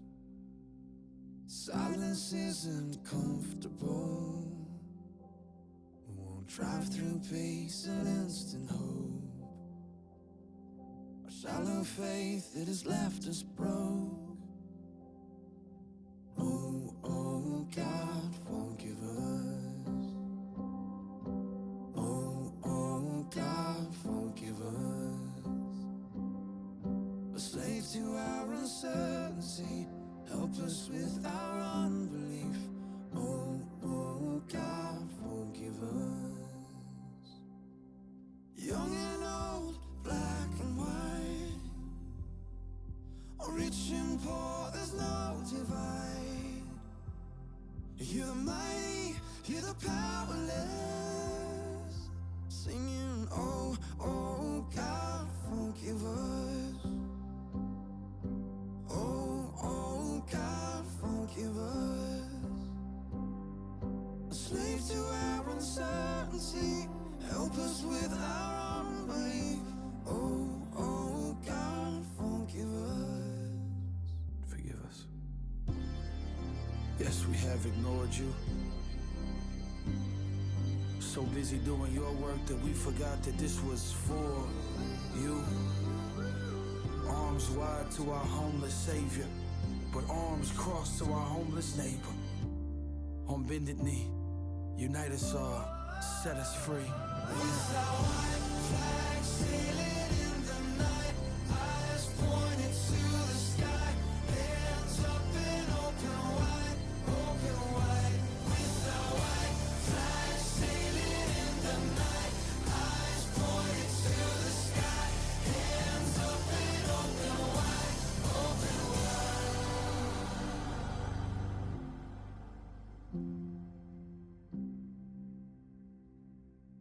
Oh, oh, God, forgive us.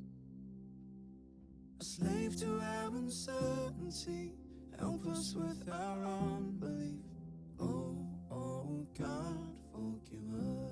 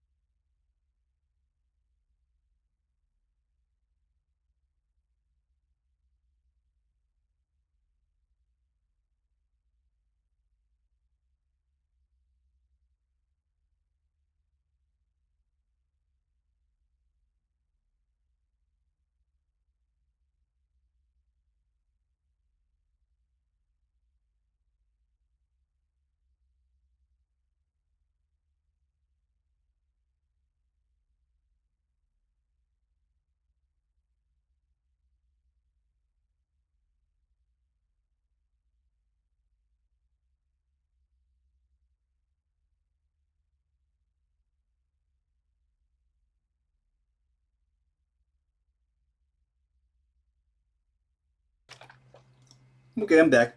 What's your favorite For King and Country song? I'm a big fan of For King of Country. They're cool.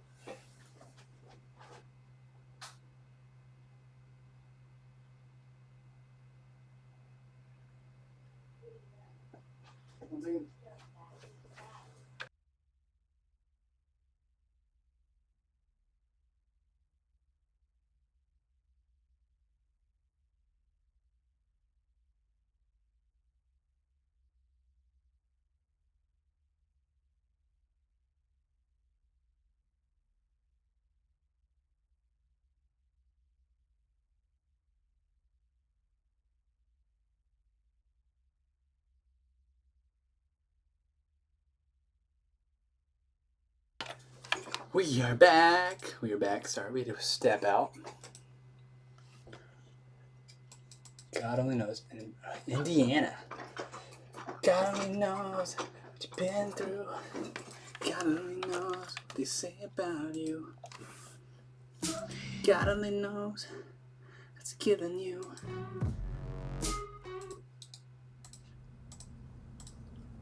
Alright. Blade's Defender. Give a creature in the other lane +0/+2.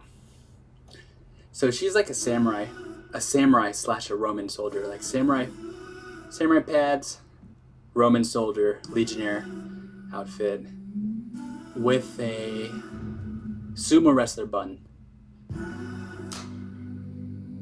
With a Japanese katana.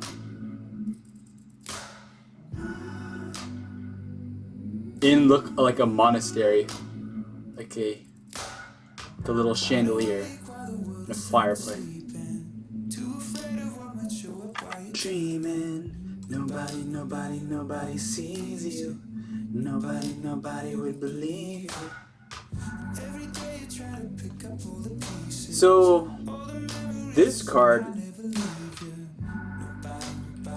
is probably a very good arena card. So I should also say what I'm talking about is mainly constructed. We haven't played arena in a while. But the idea of splitting lanes sounds better in arena than constructed. So giving another creature another lane +0/+2 is like a good combat trick. Combat tricks are really good in arena. Like the ability to basically suddenly buff a creature and have a favorable trade is like how you win arena games. So first of all, this give a creature another lane, it's good, but the whole idea of going into another lane as your other creature, it's not what you really want to do in constructed.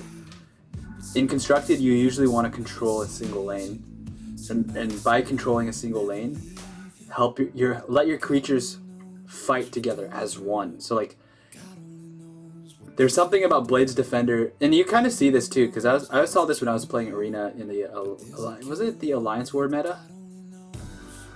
There was a bunch of cards. It might have been Moons. I don't know which one it is. There's like this Arena. There's like other lane thing. There's a bunch of cards that are saying other lane. Alliance Wars. So there's these Alliance Wars cards that were saying, if you have a card in the other lane, if you have a card in two lanes. These cards were really good in Arena for us.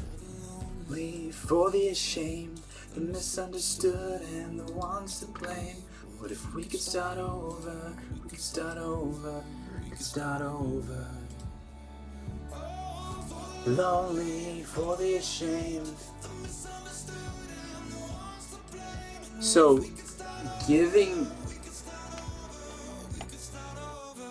this idea of other laning thing is so much better in Arena, and the reason in constructed is if you're against an aggressive deck. So decks that you can be against really fall under 5 categories: aggro decks, aggressive decks, mid-range decks, control decks, greed decks, and combo decks. So whenever you build a deck, the way whenever I build a deck, I like to think about, okay, there are 5 different types of decks out there. What am I trying to counter, and who am I comfortable getting wrecked by? So like, do I want to be only okay against all 5 matchups, or do I want to be really good against some matchups and it's okay to be bad against some matchups? Basically specialize. Do I want to specialize in taking down control decks? Do you want to specialize in taking down aggro decks? Right? That's kind of or do I just, combo decks aren't that common, so do I just ignore combo decks? So like Shadowfen Priests, Dushnik Archers, these kind of cards have a tendency to be pretty good against certain combo decks, like support-based ones, like market decks, but they're not very good against, say, Invade, which is a combo deck. Maybe not that good against Hand Buff, which I consider a combo deck. So the idea of knowing what you're trying to be good against also comes down to cards. So like this card, does this card make Invade fear anything? Honestly, no. Like, does this card make an Invade player just tremble? No. Old Velothi Assassin, on the other hand, does. Sanctuary Pet does. So these are like these are 3-drop card that is comparable. You also look at Magicka price point. So this is the 3-cost card. So when you're comparing it to other cards, you want to compare it to other 3-drop cards and see how does it compare. In Constructed, you can put in any 3-drop cards into your deck. In Arena, you got to make do with whatever you've got. So the philosophy behind Constructed is if this card sucks against combo, and it sucks against control, and it sucks against greed, and it sucks against mid-range, and it sucks against aggro, you're bad against 5 types of decks. So yeah, ask yourself, so okay, the reason why this card might not be so good against aggro is because to fight aggro, you need to fight for the same lane. Like if they are in the field lane and you're slower than them and you're going the shadow lane and you're splitting lanes, they're going to kill you before you kill them. We're talking about tier 1 decks here. If they're mid-range, honestly, they see you split lanes, they're putting down Emperor's Blade in front of you, and then they're going to Ice Storm you on 6. So like, you just, by playing this card's Ice Stormable, so it's not out of Ice Storm range. You buff the creature in the other lane, so they put an Emperor's Blade in front of that creature and just stop them right there. They even can ignore your Blades Defender. Let's talk bad luck. They got Ring of Magicka. Ice Storm's coming. Ice Storm's coming! Blades Defender doesn't quite survive the Blizzard. It wasn't part of the basic training she received. So, you see, in an aggro matchup, you're already having problems. In the mid-range, you're having problems. And then just think aggro deck, Mornhold Trader, Quarter Club Gambler, mid-range deck, Emperor's Blade, Ice Storm. They're control decks. So like, does a control deck fear this card? And I think it only gets worse because I don't think Invade or Hand Buff look at this card and seriously think they're good. They're not thinking to themselves, this card's scary. And whenever you play a card, you want to play cards that your opponents are afraid of. The cards that people are afraid of are the good cards. Now there are sleeper cards. There are cards that people are not afraid of that they should be afraid of. And there are cards that people are afraid of that they shouldn't be afraid of. So just because people are afraid of something doesn't mean it's actually as good as people put it. People sometimes put things on a pedestal. Take Invade as an example. On Reddit, people were going ham. On Discord, so many people crying rivers about Invade. And I understand why they're crying rivers, okay? But there was, while people were busy crying about Invade, some people, like myself, were busy farming Invade. Like, we had a deck, 46 wins and 18 losses. 46 wins and 18 losses. This deck was farming Invade. Like, Invade literally was like almost insta-win. Like, it was that hard. Like, before the nerf, this deck was annihilating them 10 wins in a row against Invade. So the mentality behind fear, because we're using this card to talk about deeper aspects of the game.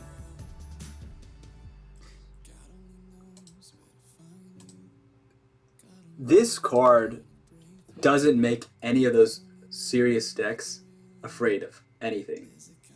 Now, that doesn't mean this card's bad, but it's not good enough. That is, like, if it's not good enough, we've got to choose other cards. Okay?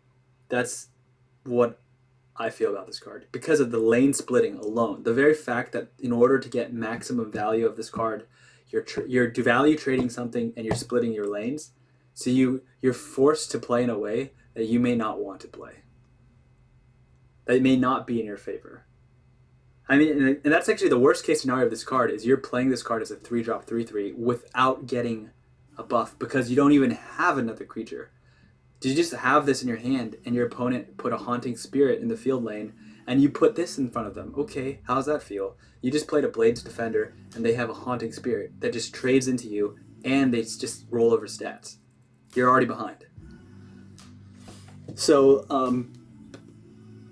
the worst case scenario is played flat. This middle case, average case scenario is you play split. You had a creature and you buffed it, but the creature that you buffed, if even played on curve, has to be a 1-drop or a 2-drop. So you're buffing at best a 1-drop, something like Old-Velathi, Morag Tong Aspirant, something like a 2-drop, like a Bruma Profiteer, and they might just get that favorable trade, but you're creating that board that's not Ice Storm proof. And I think that's something that we need to be very... It's like it can't be stressed enough. When you're dealing with the mid-range and control people, that's what they're thinking. Ice Storm wins game. And like, if you see someone in a match in their tribunal and they didn't mulligan a single card, they probably have Ice Storm in their hand. Like the card that people mulligan for is Ice Storm. Like if they just didn't mulligan anything, you could basically be, oh, he probably has Ice Storm.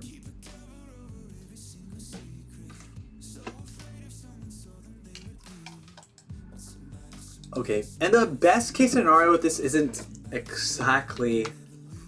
Let's see the middle, and this is the ceiling of this card. The best case scenario is you give another creature +2, +3, and it trades into something. So it's very similar. I mean, you could say that that's even worse. The middle case scenario is you get that +0, +2 on a creature, and it doesn't trade. It just has stats. It's just a 2/3 Morag Tong Aspirant. That's it. It didn't have anything to trade into because your opponent didn't even play anything in front of it. So then you're like, bruh, I got a 2/3 Morag Tong Aspirant. I got a 3/3 Blades Defender. And now your best case scenario is that 2/3 Morag Tong Aspirant somehow use that stat line to trick a trade, and now you got 2 Morag Tong Aspirants, which is still Ice Stormable. So that means even in the best case scenario, you're just creating a situation where it's like, eh. And if you're looking for a better 3-drop, look at young Apprentice Necromancer. Apprentice Necromancer is a 3-drop 3/3 who does not have this lane conditional and basically can do the same thing by respawning a 1-drop and has the same worst case scenario of being played flat out as a 3-drop 3/3. Yet, because of Deepwood Trappers, because of Morag Tong Aspirants, Apprentice Necromancer is seen as a much superior card, a highly superior card. A highly superior card? I don't know if that makes sense, but a superior card. 3-drop, Outland Patrol. The thing is, yes, Invade was indeed I know that Invade. It's not that I disagree with it being nerfed. Absolutely, it should be nerfed. But we have a tendency to look at the problem and not the opportunity. Like, if other people knew that what I knew, if they knew about Ebonheart Slay Invade, that matchup, they would have been having the most fun they've ever seen. Like, if you liked Ebonheart Slay, Invade was a birthday party kind of deal. It's like imagine they just play a gate and you're just sitting there and you've got 4 lethal creatures just waiting for them. You've got crossbows, you've got rage, and it's just like target practice. So like, of course, there were matchups that Invade just completely annihilates. But players have the player agency to switch decks. They have the ability to adapt to the meta. And I think when we start to look at things, problems as opportunities, like, sure, Invade is very powerful. It's so powerful that it was meta warping. It changed the decks people have to play. But for the people that were able to adjust and figure out to sort of crack the code, Invade was like, it was something to triumph over. Like once you triumphed over it, like once you solve the puzzle, they're so predictable. They have the same cards in their deck. Okay, crying out loud, like 75 cards, 70 out of 75 cards are the same on like every single person invade deck, almost. So it's like once you crack that puzzle, it's cracked for a long time. Outland Patrol, 3-drop, 3/4, last gasp. Give a random creature in your hand +1/+1.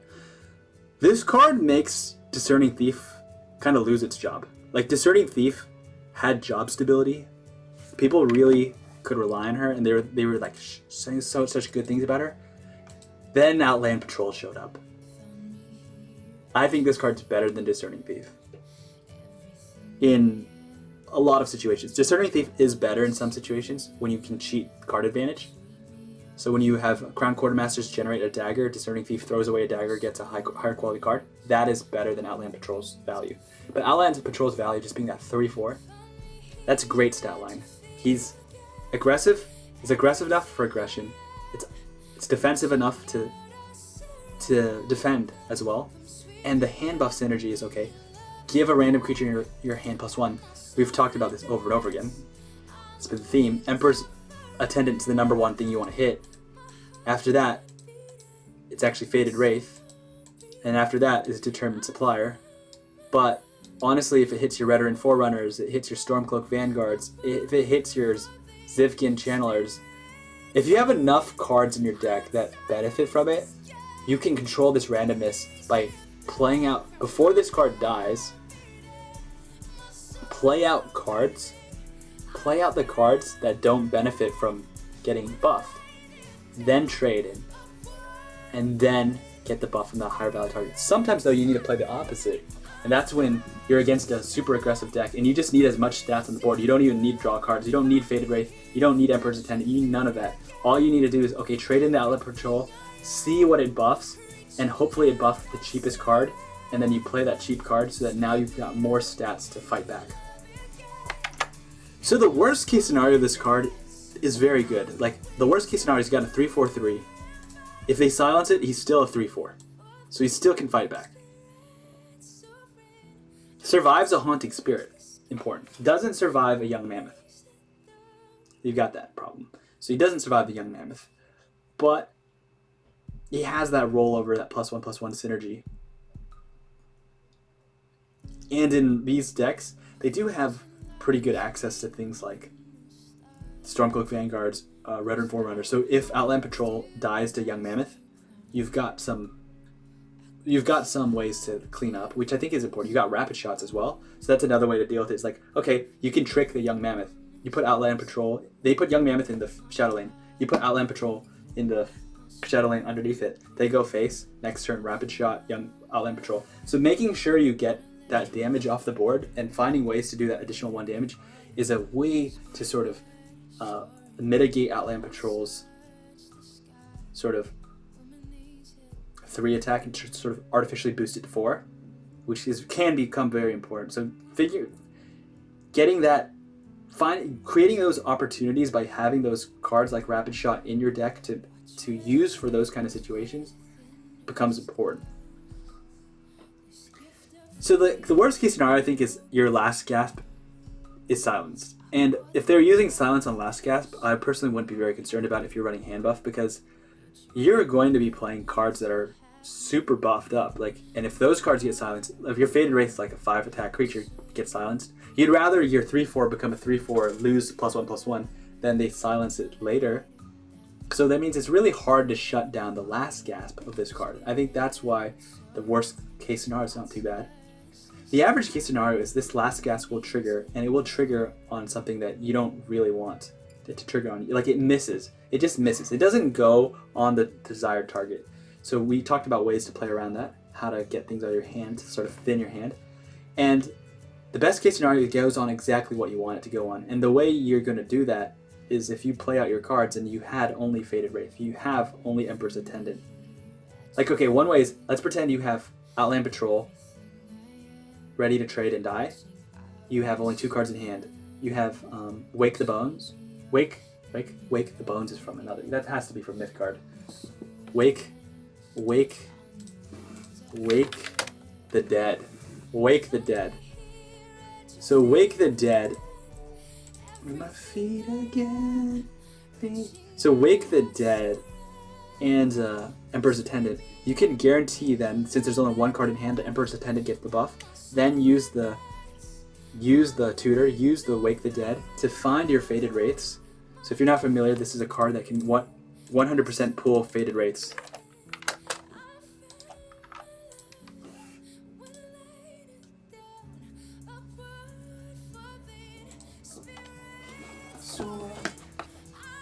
So Wake the Dead is a card that basically says, draw Faded Wraith.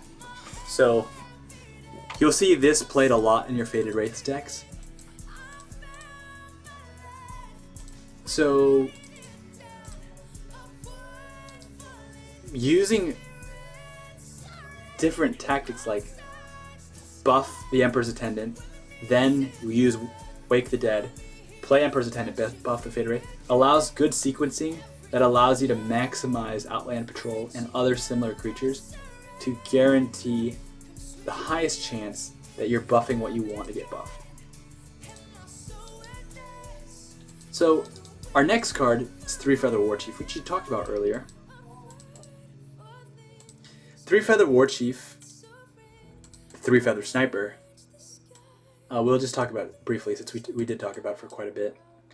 Three Feather Warchief, worst case scenario is you play it on a creature, you set their health to 1, and then you're hoping Three Feather Warchief can finish them. They have Mournhold Trader, you play Three Feather Warchief on it, and you're hoping they didn't Shadow Shift away so that you can just finish them up with Three Feather Warchief. You're hoping they didn't Wardcrafter value trade. You're hoping they didn't put a Deepwood Trapper block you.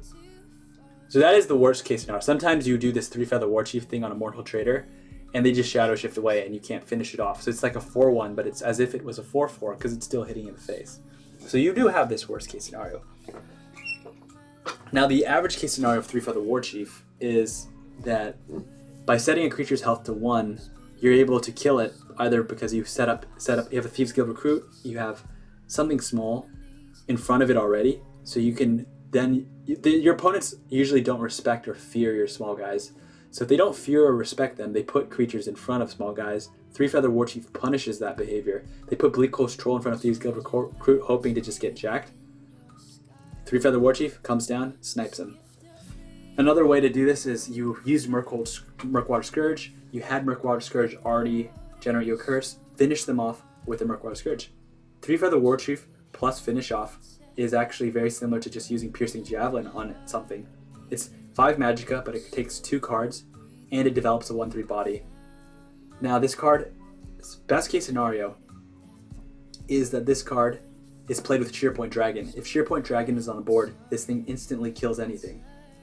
Because Shearpoint Dragon says, whenever you reduce a creature's health, reduce it by 1 more. This creature, set your creature's health to 1, then -1. So 1 - 1, 0. They're at 0 health. Boom. Storm Atronach, Lava Atronach, gone. Nahagleave, gone. Odiving, gone. Parthenax, gone. With Shearpoint Dragon, that's 9 Magicka, but it could be set up in advance. Sometimes though, like you could have a Shearpoint Dragon already on the board, and then you use Three Feather Warchief in the future to just snipe things down. But sometimes it's better to just keep the Shearpoint Dragon, because Shearpoint Dragon is like, once people recognize you're playing a Shearpoint Dragon deck, people save removal for it. They basically ignore other stuff and know, oh, he has Shearpoint Dragons, we need to deal with that. So they'll save Lightning Bolts, they'll save Javelins, they'll save Territorial Vipers. So Three Feather Warchief, sometimes it's better to just do it together. Just 9 Magic to do it. Now another best case scenario of this card is that takes advantage of him is that Odurnian Necromancers can bring it back. It's a 1/3.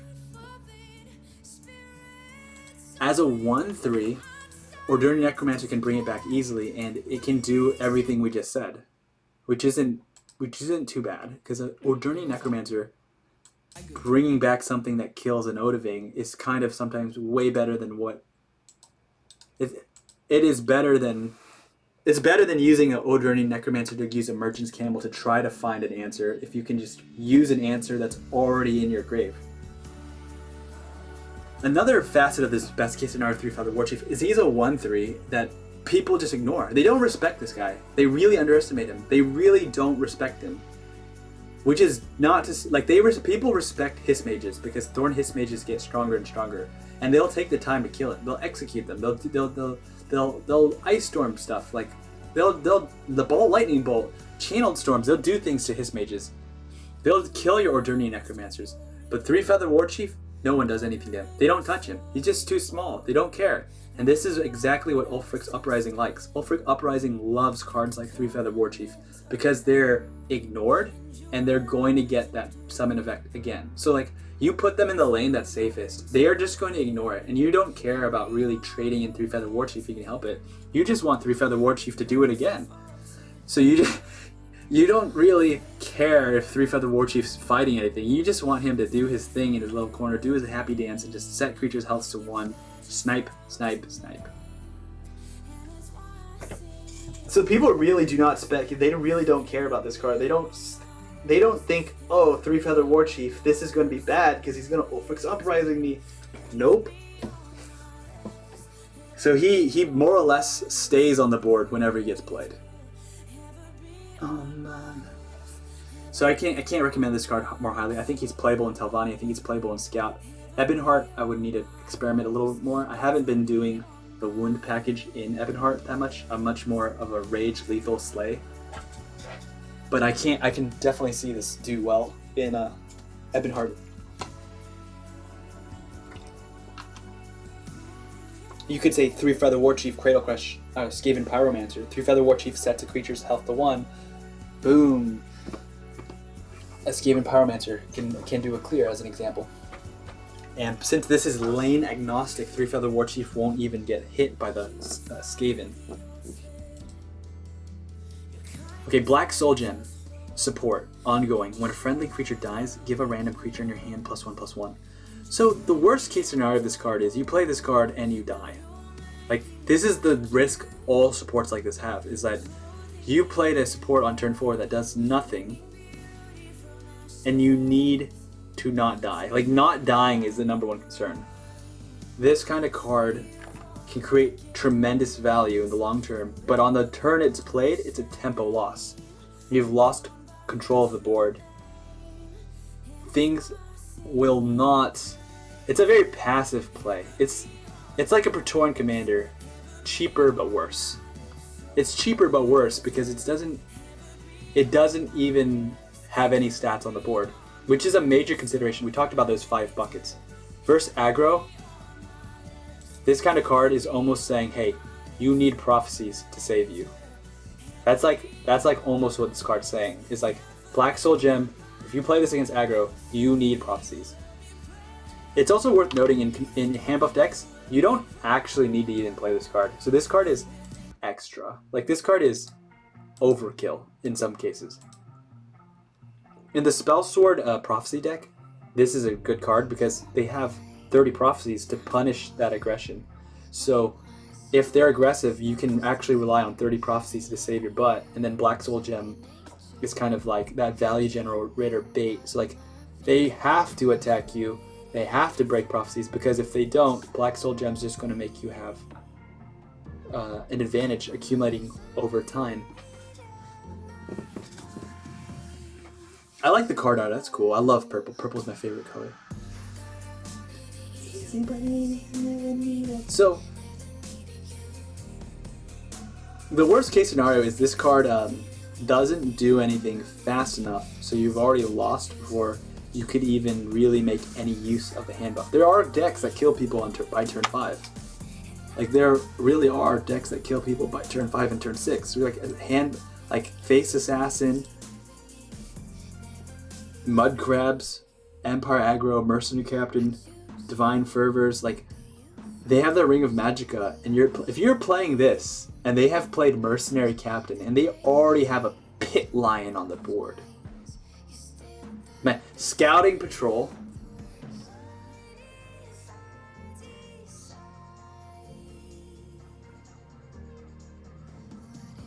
into something like 5th Legion Trainer, into Pit Line, into Mercenary Captain. If they've done that as the 1, 2, 3, 4 play, whoo, and you're playing this, well, you're dead. So you need to make sure that you're not playing this in those situations. Like, you need to stabilize before that happens. So we can deal with this problem by not even playing this card. So if you're against, like, you could have it in your deck, but choosing not to play it is very important. Knowing when you can and cannot play it. So some decks can't even remove supports without dismantle. Assassin cannot remove supports without dismantle.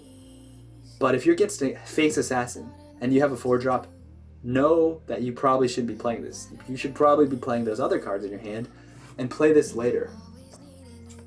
So that's one way of sort of making Black Soul Gem more playable. Wait till you're safe enough, then play this card. Now the middle case scenario, I think, is this card resolves and it gets answered later. Like, it resolves and you get 2 or 3 buffs from it and it just gets destroyed. Edict of Azura. I think in this situation, you're the one who comes out on top. Edict of Azura is a 4-drop cost, 4-cost card. By removing a Black Soul Gem that's already gotten value, you came up on top because it's a 4-cost for 4-cost. 1 card for 1 card. But you came out on top with +3/+3 stats. Maybe distributed across 3 bodies and +1/+1/+1. So Black Soul Gem does have matchups where it's favorable. So maybe it's not so favorable against these aggro decks. But against decks that can remove it using Edict of Zuras, using Dushniks, if you're able to capitalize and get any value of it, you're coming out top.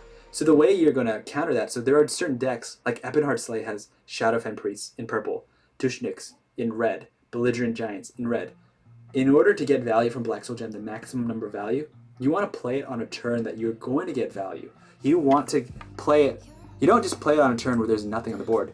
You play it on a turn where you have things to trade in. You play it on a turn where you have like 4 guys ready to die. So even if they remove it, you've already cashed in on the +1/+1. So that's like how to like get the most value out of that middle case scenario. It's like a range, right?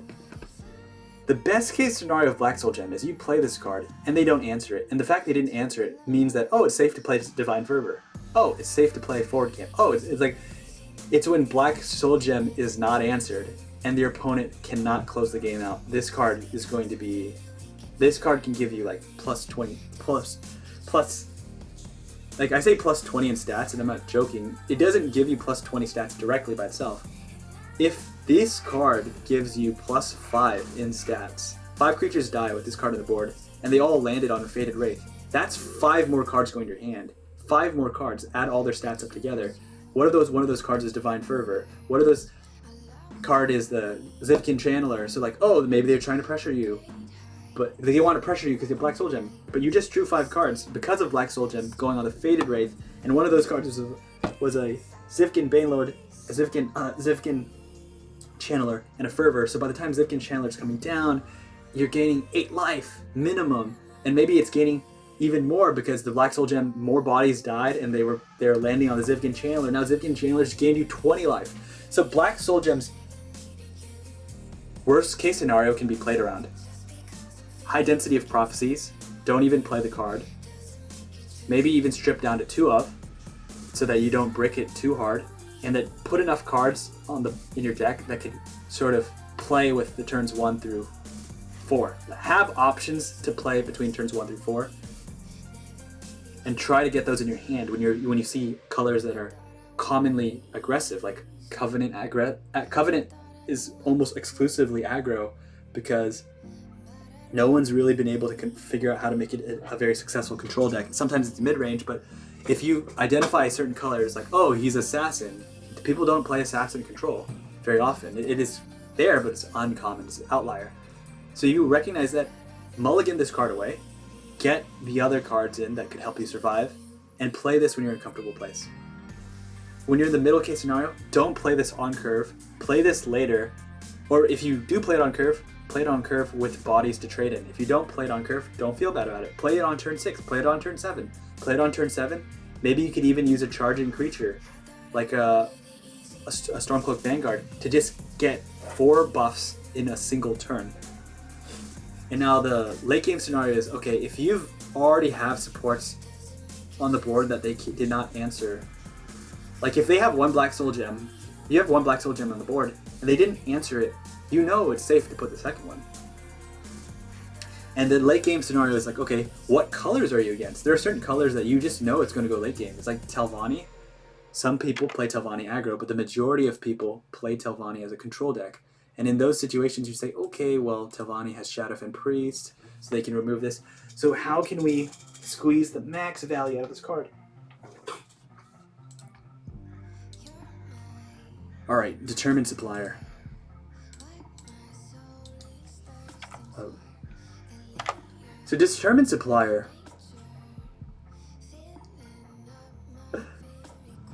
Determined Supplier falls into the cards like that feels.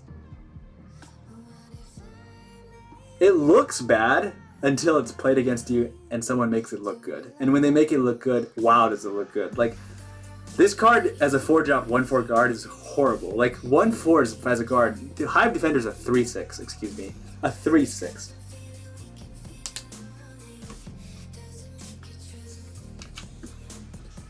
It's executable. It's like, the last supplier they sent us sucked. The other guy was actually the guy that you need a guy in each lane, and it's a 3/1. Supply runner. So his brother who got supply runner, and this guy felt bad. So originally I had a stigma, and I'm sure other players did too, was they're just like, so that other guy whose named supplier wasn't so good. What makes you think you're qualified for the job? Determined Supplier's like, yo, if you buff me to 8 attack, I can be giving you 8 Magicka. Like, this is going to be the biggest supply drop you've ever seen. Just do it. Like, I know I'm small. I know I'm a 1/4. But get me to 8/4, you're going to get 8 Magicka. But you're like, bro, that's never going to happen. And it does happen. Like, you could actually get this card to get super jacked. Like, 5th Legion Trainers, it's a 2/4. Divine Fervors, he's a 3/4. Praetorian Commanders, I'm not even going to talk about defense. He's a 4 attack. The Black Soul Gem we just talked about. This card can literally make this card an 8-drop by itself. Like, this could make it +6/+6. And you're like, well, that's not likely. Well, how about the guy that chooses who to buff? You've got the Emperor's Attendant. This card literally says, give a creature hand power and health equal to... So if this guy got buffed to 3/3, all of Velothi Assassins rallying him, Black Soul Gems giving him boosts, and you got so many cards in your hand, you don't even need to Fading Wraith, which is very common actually in those decks. It's not uncommon for Faded Wraith decks to have like 10 cards in their hand. Who's the next best guy to buff? Well, you got a jacked Emperor's Attendant. Why not choose this guy? Suddenly, the guy is +7/+7. He's like an 8/11. He's an 8/11 card, and if they kill him, you get 8 Magicka. And I know this is happening because like I'm playing it in my Waked Up deck, my deck right here, Waked Up. I play this dude in my deck, and he's gotten me like 20 Magicka, like by himself. And you see it actually get like play. Like, I've played against people, and I'm Telvanni Conscription with like ramp, and I'm playing against this card. Sometimes I even leave it on the board. Like, there's times I just leave him. Oh, I don't want to kill it. I don't want to give him Magicka. And then he gets even more jacked. Redoran has things like Orc Clan Captains.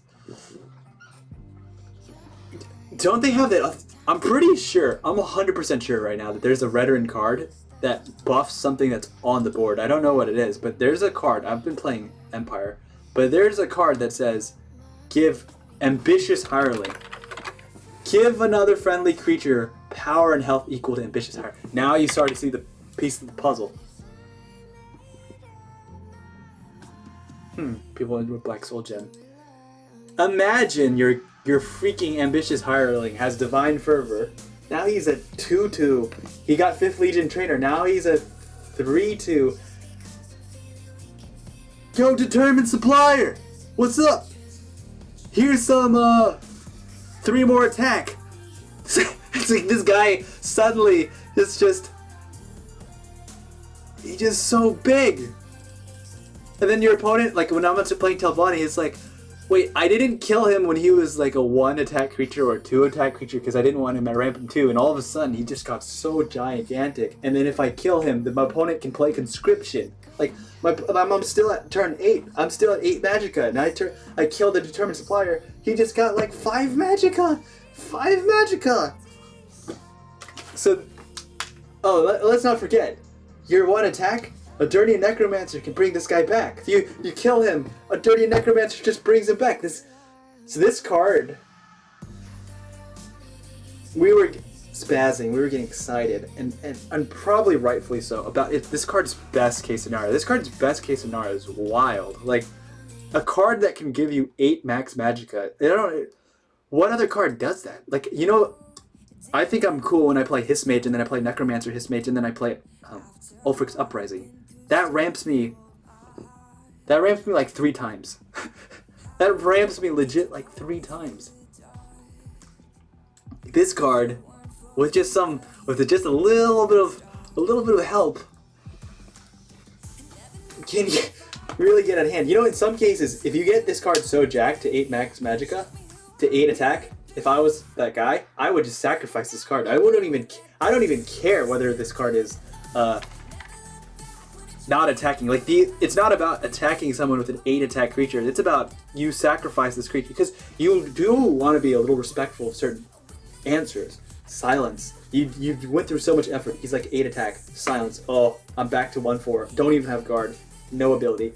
So there are opportunities where you just jack this up to 8/4 and you're just like, okay, now we sacrifice it. And you just cash in. I got 8 max Magicka to work with. I know I'm going to out-attrition my opponent. Maybe you have enough value in your hand. Maybe you have Faded Wraiths. Maybe you have Wake the Dead. You have enough tools to enter the lake. Maybe you already have Tully's Conscription. So there are times where you need to gauge when do you just go all in on Determined Supplier, and when do you just say, okay, let's just throw him there. Like, sometimes you just throw him there as a 1/4 guard, no intention to buff. Just throw him there.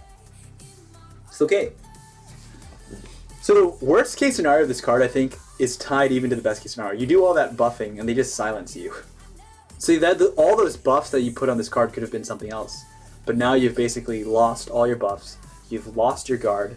You've lost your last gasp. It's like Determined Supplier fell off his horse. That's basically what happened. He just fell off his horse. So that can happen. So you can play around that by sacrificing him, as an example. Another worst case scenario is you're just playing him flat out, 1/4, 4/4 guard. He's just so much worse than a Hive Defender in terms of stat line, right? Literally 2 attack worse, 2 defense worse. Gaining 1 max Magicka is okay. It's okay. I mean, 1/4 Arakan Venom Tongues getting silenced happens all the time. It's game losing though. Like, if you play a 1/4 Arakan Venom Tongue and you're counting on that Archer's Gambit play and they silence you, game could be just over because of silence alone. So Determined Supplier might be in the same boat too, because if those decks, luckily for those decks, they have a little bit more board, and I would not rely on Determined Supplier. Like, his attack doesn't even stop anything. So like, if there was a Mournhold Trader in front of him, the Mournhold Trader would just trade evenly and like barely take any damage. So if you have other options, this kind of goes back to how to play hand buff in general. Is like, know when you can get away with what. Sometimes you can't get away with a Determined Supplier. It's similar in some ways to this Black Soul Gem. They're both these 4-drop cards that they can create a lot of advantage over time. But in some cases, you're just in danger. You're just like in too much danger to rely on these cards. And as a 4-drop cost card played on curve without anything already, without controlling the board, without having the dominant position, you're just going to accelerate your opponent's win con. Like, you're like helping them get there. So you need to play things that will cause some speed bumps, cause them hiccups. It's okay to play Determined Supplier later. Like, even when they're top decking. Like, even though it's a ramp card, don't feel like, oh, it's a ramp card, I need to play it early. Ramp card does not mean that you need to play early, especially in this case. You can just play this later as a guard when they are, especially against the aggro matchup, when you're almost dead and you just need to keep throwing guards in the shadow lane. It's better to play him in that situation and play smaller guys to fight those other dudes first. So I think his worst case scenario is he gets you no Magicka and he's just not able to do much. He's like that Silencer Rack and Venom Tongue. The middle case scenario is he's getting you 1 to 2 Magicka. And I think 1 Magicka is okay, but 2 Magicka feels good. So if you can get this to 2, 5, 2, 4, that's really good. Like 2 Magicka acceleration is going to be a lot more meaningful. So if you can get it, try to get it. Now, the best case scenario is what we were just getting wild about. Like, this card can easily, I say easily, but this card can definitely get to 8 attack. It can definitely get to 5 attack. Like, if it gets to 5 attack, 8 attack, it dies, it becomes a situation where even the most powerful control decks may not be able to deal with you anymore. Especially when Faded Wraith is a card that can draw 10 cards. Like, since Faded Wraith can draw 10 cards, you can basically play every single card. They can answer every single card. Then you just draw 10 more cards, and then they're like, oh. Yeah. So, definitely, if you haven't had a chance to experiment with hand buff, I think it's fun. I think it's good too because Redoran specifically was lacking representation in the meta, so it does give Redoran something to hang on to.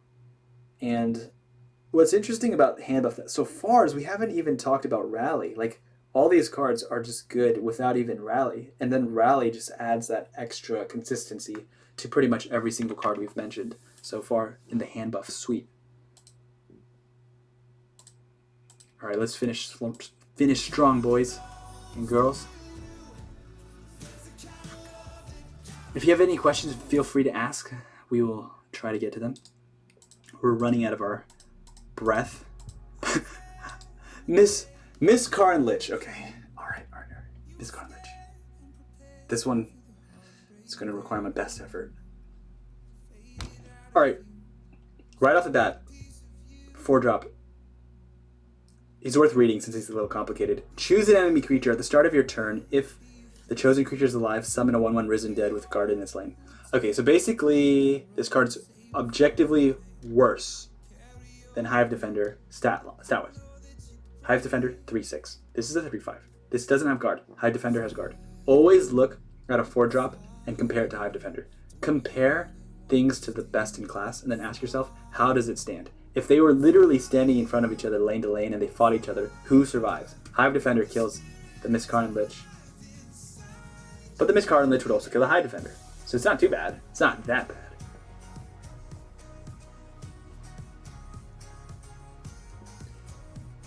So it's actually it's actually close enough to Hive Defender's stat line to not be completely looked over. Now, the funny thing is you're choosing an enemy creature and you benefit from that creature being alive. And it generates a guard in front of that creature. So it's like, huh? What? Like, usually you play Elder Scrolls Legends where you're just trying to kill stuff and let things live. In this case, it's like, you're not trying to kill it, and neither are you trying to let it. It's like you're trying to, you're not really answering the creature you're choosing. You're just harassing them with these 1/1 guards at the start of your turn, which is controversial because I have not seen a card that does something like this. So, first of all, I think that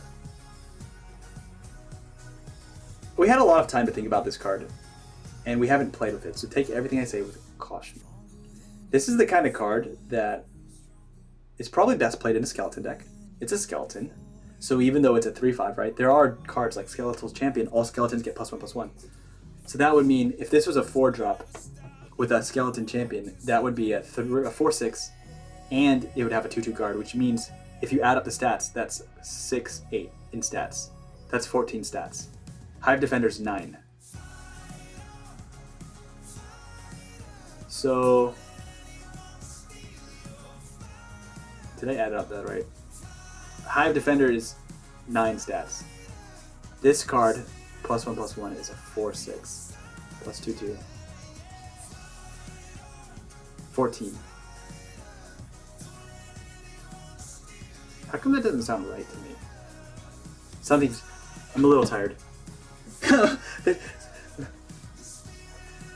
So your 2/2 guard, if you had a Skeletal Champion, it's a 2/2 guard plus a 4/6. It's 6/8. That's 14. It's literally 14. How come that seems so much bigger than it should be?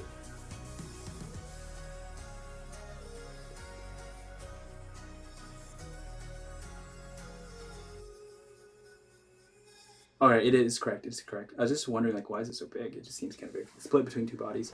So, that's better than a Hive Defender. So if you're able to get a Skeletal Champion to buff your skeletons, as example, you're maximizing the skeleton tag. You're also pushing this card above the best in class. Hive Defender might be considered best in class 4-drop. Fair and Aquilarius, best in class 4-drop. So if Mizkar and Lich can be brought above that level, that's where you want to be. Now, I was thinking about lane placement of this card. Like, where do you put this card? And I'm thinking to myself, okay, you probably want to be on the opposite lane of the card you're choosing. So you choose, if they're in the field lane, you want to be in shadow lane. If they're in shadow lane, you want to be in field lane. If you had your choice of which one is which, you would be in the field lane, and they would be in the shadow lane. But realistically speaking, because you need to choose an enemy creature, they had the choice of which lane to be in first, probably, unless you already played earlier creatures to control the field lane. So they might have found the field lane first. So this is kind of like, you would rather be this in the field lane and they're in the shadow lane. But if they got there first, they will be in the field lane, and then this guy will be in the shadow lane, if that's not confusing.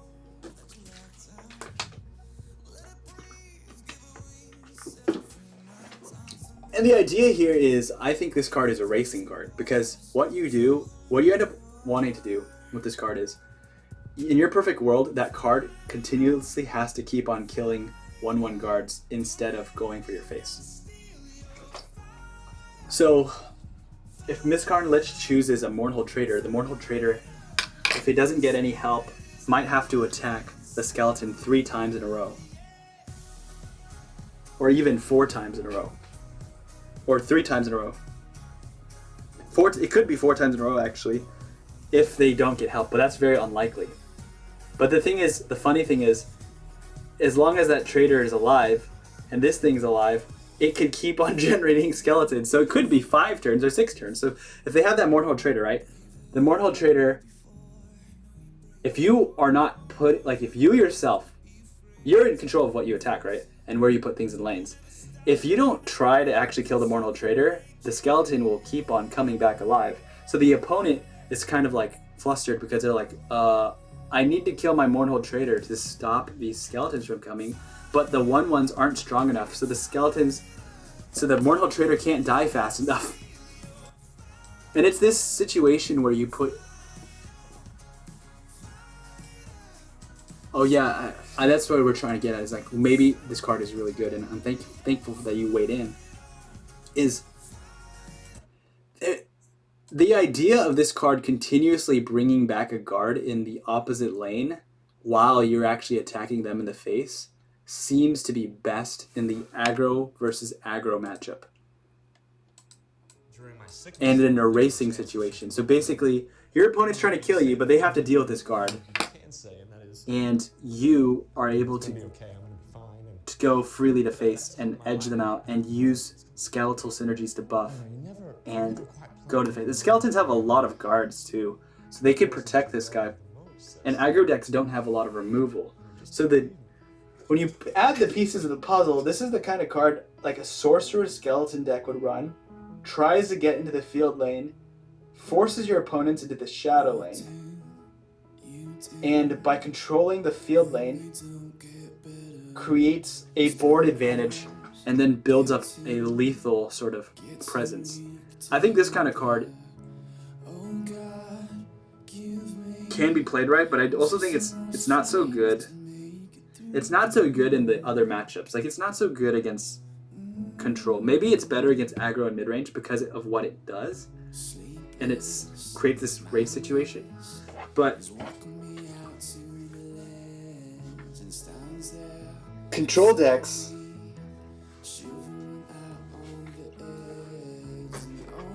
may not really find a problem with this because they have hard removal. They could remove this card. But there are worlds where you have Skinned Hounds, you have Dark Guardians, and you're against Telvanni, and their removal is something like lightning bolts, channeled storms, Territorial Vipers. So you're protecting it from guards from Territorial Vipers. The guards that you're generating stop the channeled storm from empowering. Lightning Bolt itself is not strong enough to take down a 5 toughness creature. So there are worlds where this card is able to just be super annoying. So I think the worst case scenario of this card is you get a card that is slightly worse than a Hive Defender, and you play it on a board where there are literally no creatures, which hopefully that doesn't happen. Or you play it on a creature that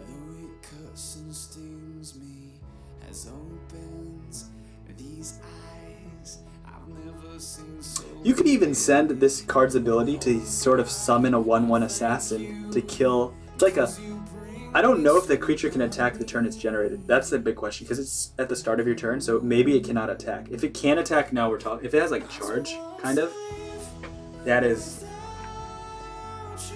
amazing. But if it doesn't have charge, it's a lot worse.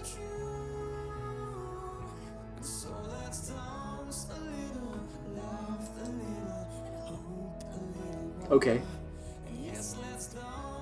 And maybe you could even shackle those creatures that your opponents are that you selected, so that the creature cannot even attack the skeletons. The skeletons really do build up, and then you buff them all together. Skeletons is definitely a niche, expensive, but I think it's good. I actually think skeleton decks have potential with the Bone Colossus and stuff like that. The question is, how good is their matchup against Empire aggro? And at this stage, I'm not actually sure how they would stand against Red and Hand Buff, because Hand Buff is so strong that if skeletons cannot overcome Hand Buff, they're not going to be tier 1. So it doesn't surprise me. Skeletons have probably never been tier 1. But this card definitely deserves more experimentation.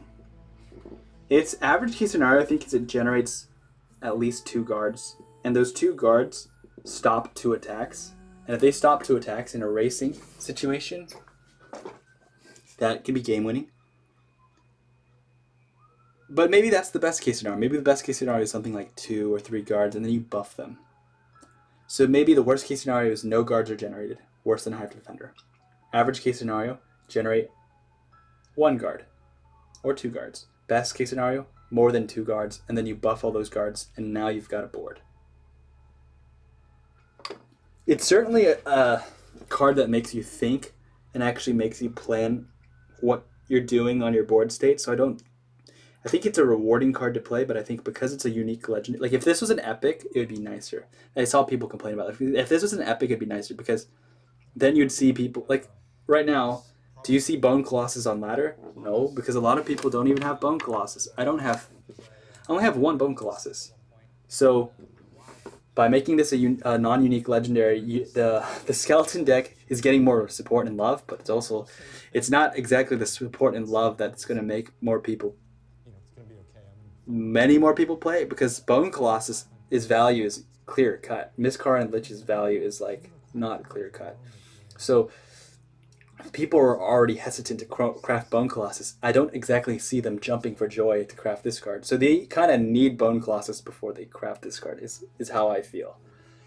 And I would love to see how different players are using this card. So if you find good footage of this card going out of control, skeletons, okay. The song's talking about giving me strength to make it through. we've got like 3 more cards. Easy, easy, 3 more cards. So Faded Wraith we talked about a lot. So I'll be right back and get that quick sip.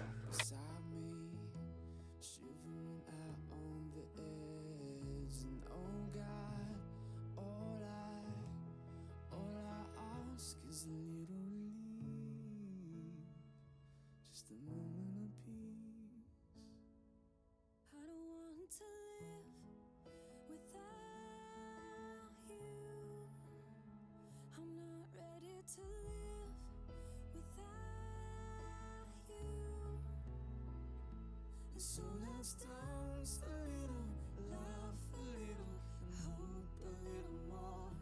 'Cause I don't wanna leave without you, without you.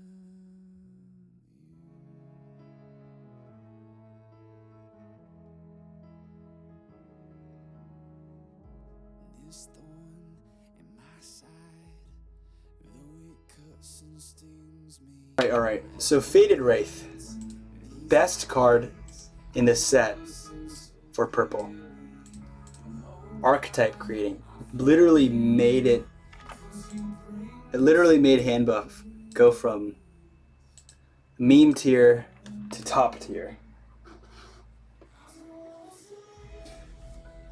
When I say it's top tier, because we played a lot of ladder last season on October, and we were very proud and very thankful to God that we were able to capture the top 10 title. I don't think anyone in the top 10 played hand buff as their main deck. Because I was looking at who made top 10. I myself played Telvanni, Conscription. So I think that doesn't actually mean Faded Wraith decks are bad. I think that people are still learning, and they still have not figured out how to pilot them perfectly. So I expect that to change. I expect Faded Wraith decks to be in the top 10. They probably need to be adjusted a little bit, like what people think is good right now, it probably can be made better. And I have a feeling Empire hand buff is actually better than Veteran hand buff. And I actually forgot to talk about the synergy with Determined Supplier. Determined Supplier can actually be buffed by Crusader's Assault and items. So if you use weapons on this thing, it will also gain more magicka. So if you use Crusader's Assault +2/+0 and it killed itself, you're getting 2 more max magicka. So that's something that I kind of glossed over, kind of forgot. But Faded Wraith has a lot of strong synergies with it. First of all, its 1 attack means Ordurni Necromancers can bring it back. That's huge. It's huge. If you have an Ordurni Necromancer and a Divine Fervor, and this in your graveyard, you use a Necromancer, bring Faded Wraith back, you're drawing 2 cards. Alright, what if you had a 5th Legion Trainer? So if you have a 5th Legion Trainer on board, a Faded Wraith in hand, and a Fervor on board, Ordurni Necromancers played, Faded Wraith would get +1 from the 5th Legion, +1 from Fervor, so then you draw 3 cards. It's actually very easy to do. That's literally, alright, Fervor has already been played. It's still there. 5th Legion is just 2 magicka. 2 magicka plus a Necromancer. That's 8 magicka. It's 8 magicka, draw 3 cards, develop 3 threats. 3 threats. And the Necromancer is going to be big because it's a 5 attack creature from the Fervor and the 5th Legion. And the 5th Legion's big because it's a 2/4 from the Fervor. And the Faded Wraith is coming down as a 3/6. So one of the things that makes Faded Wraith so versatile is it can be brought back. It has a recursion property. It has the ability to come back with the Necromancers. It has synergies with Galen. Galen the Shelterer. Galen sends 3 copies of card and puts +3/+3. So Galen used on this creates what? 3 more Faded Wraiths that have 4/6 stat line that literally read 5 Magicka, draw 4 cards. As we said, Fresh Start is a good card, and it's 6 Magicka to draw 3 cards, no body. This is 5 Magicka, draw 4 cards with Galen with a 4/6 body. Like, you are forced to respect that. And it's coming down cheaper. And it has the upside of not just being draw 4. Like, you could, that 5th Legion Trainer, now it's draw 5. Divine Fervor, now it's draw 6. What's really impressive was how people criticize this card as not so good at first. At first. Like, people see the card reveals, that doesn't look very good. Wow, 5 for 1/3, draw 1 card? That sounds stupid. And then you see, what are the synergies with this Emperor's Attendant? Emperor's Attendant. 5th Legion Trainer buffs Emperor. Think about this. 5th Legion Trainer's on the board. Emperor's Attendant goes to 2 attack. Divine Fervor's on the board. It goes to 3 attack. Emperor's Attendant is played. Give 3 attack to the Faded Wraith. Now Faded Wraith is a 4 attack creature. You now play Faded Wraith. There's still a 5th Legion and there's still a Fervor, so it's getting buffed again. Not only did it go to 4, now it's going to 5, now it's going to 6. Oh, they killed the Faded Wraith? Dude, you just drew 6 cards. One of them's going to be an Ordurnian Necromancer. Like, you just drew 6 cards. That could be an Ordurnian Necromancer. These could be Praetorian Commanders.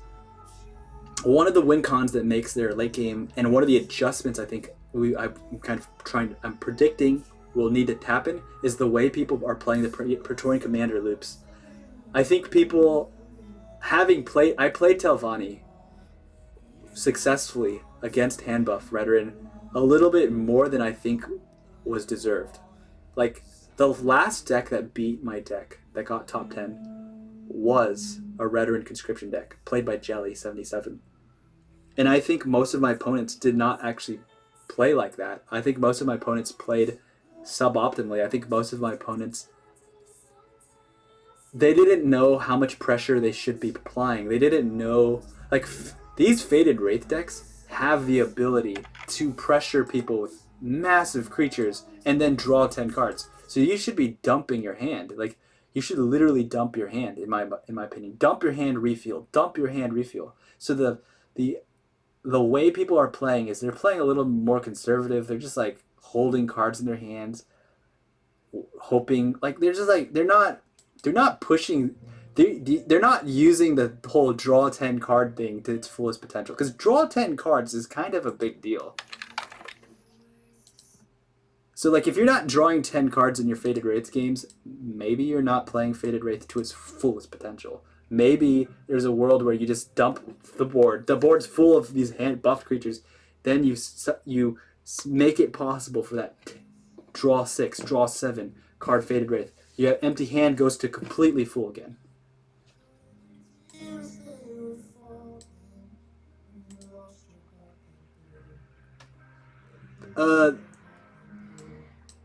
This was my latest craft, by the way. I was fortunate enough to find 2 in card packs, and 1 was crafted, and I was very pleased with it. So Faded Wraith is a very good card. I say it might need nerfing. I kind of hope it doesn't get nerfed, because it's not.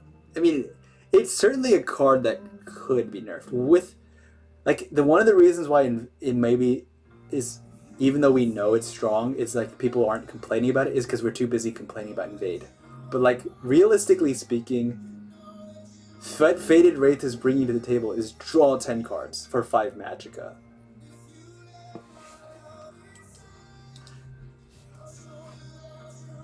Now, let's talk about worst case, average case, and best case scenario. So the worst case scenario with Faded Wraith is you're playing a 5-drop 1/3 draw 1 card, and that's absolutely potato. Like, that's really bad. Like, if you're playing that way, something's wrong, because don't you have other cards in your deck? You should have other cards in your deck that you can play. And in these Faded Wraith decks, a lot of them have very low curves. Like, if I was to look at mine, you're my treasure, you're my... So my curve literally has 5 drops and 6 drops. Like, it curves out at 6. Like, Faded Wraith is the second most expensive creature in the deck. Everything else here is 6. So your commanders are the top end, necromancers are the top end, and you get Journey to Sovngarde and Tullies. Journey is not necessary, but we're testing things on this deck. But the idea is, the worst case scenario of Fated Wraith is easily dodged. Build your deck in a way that it's literally the second most expensive card in the deck. So that guarantees that you'll have other plays, so you would never be forced to literally play a 5-drop draw 1 unless something went super bad. Like something went really wrong. So we mitigate that by making it less and less likely that it would happen. Over you. Now the middle average case scenario I think is draw 2, draw 3. And I think draw 2 is not good enough for me. I think the moment you're playing Fated Wraith to draw 2, I'm not okay with that. I think this card's potential is so big. I think it's impatience that would cause a person to play this card to draw 2. I think believing in your deck and waiting till you can at least draw 3 makes more sense. Now there are times where you still, like, don't take this as like the law. There are times drawing 2 is correct. Maybe you have 2 Fated Wraiths in your hand, okay? Maybe you have a Galen and a Fated Wraith. And like there's a lot of reasons, there's maybe you have just too many cards in your hand and you just need to like throw it down. But if you have too many cards in your hand, you should have other cards to play. Now Fated Wraith played for draw 2, I think it's a little lackluster. A 5-drop that's a 2/4, draw 2, it almost looks balanced when you play it like that. It almost looks weak. But it's not too bad. Spoils of War is a 5-cost card that draws you 2 cards and it doesn't develop a body. So 5-drop 2, draw 2 is better than a Spoils of War objectively if you didn't empower it to 0. But I think what we really want to be at is that 3 attack. That 3 attack line. When we're at that 3, 6, you're like hard to kill. Fated Wraith is a body. We can even defend ourselves from aggro by putting it in front of an aggressive lane. Use Skinned Hound, put a guard up. I played a game against someone who did that, and it was really hard to get through the Fated Wraith. Like when Fated Wraith is like a 3/6, now it's a 3/8 using Skinned Hound. If your opponent just can't remove it, it's like a wall. Zivkin Banelord's a 1/7, and it's already really hard to get through. A 3/8 is much harder to get through, plus it's killing the things that attack it. And it can attack things. Like a 1/7 Zivkin just like tickles people when it's like poke, poke, poke. 3/8 literally means triple the attack of a Zivkin Banelord. So I would definitely push for conserve this card, get it to that draw 3. But draw 2 in special circumstances, edge cases. Now, when you're looking at the best case scenario, it's like the thing is like when we were talking about this card's average case scenario, it was literally as good as a Spoils of War when played wrongly, but better because it had a body, and it's better than a Fresh Start because it has a body and it's drawing 3. That's like the average case scenario of this card. And the best case scenario, we're just like, it just goes up. It's like, draw 4, that's acceptable. Draw 5, okay. Draw 6, yeah, that's good. 7, oh, well. 8, 9, 10, this card goes to 11. You have there's like, this card can go to 11 attack. Like, it's not uncommon to see someone have 1 card in the hand, it's a Fated Wraith, and they start milling cards. Like, they just played a card, draws 10 cards, draws 12 cards, 2 cards go to the grave. Simply because it's buffed so much. And that's actually what we were experimenting with Journey of Sovngarde, was this idea of what happens if we just create this like infinity loop. Because Fated Wraith,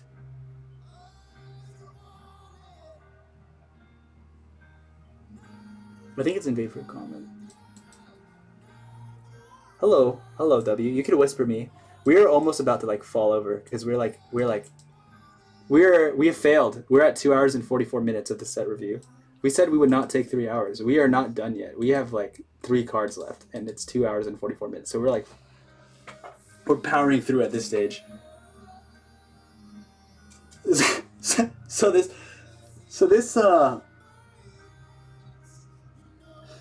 What we were trying to do with Journey to Sovngarde is this idea of What happens if you just play Faded Wraith, draw 10 cards, draw 10 cards, draw 10 cards, and then you send them all back in your grave, and you do it again? I honestly think Empire Conscription can pull it off. Like, I don't think this is that crazy. Like, the idea of a card that draws you 10 cards and you played it twice in a row. I mean, you got to be careful because you milling your Journey to Sovngrad could be an issue. So I guess in that situation you need to be careful with sort of make sure Journey to Sovngrad's in the hand, and then just start milling yourself out, and then you just Journey to Sovngrad, and then let's do it again. I think it's possible. Especially because basically everything in the deck becomes necromancerable. That's actually also another thing about hand buff. It's a bit alarming when Galen doesn't even need to target Necromancer. It used to be a world where Galen's favorite card to Necromancer target was a Necromancer, because a Necromancer, a 6/6 Necromancer, can bring back other Necromancers. But with this setup, when you use Journey to Sovngrad, or you just have any of these buff situations, we more or less become in a situation where Necromancer can bring back anything in the deck. The Necromancer could bring back every single Necromancer there ever was. Like, even without being the target of the hand buff, you can just Necromancers and Necromancer and Necromancer with fervors, with Black Soul Gems, and then it's like Faded, like it's like Necromancer to Necromancer into Necromancer into Necromancer into Faded Wraith. Draw 10 cards.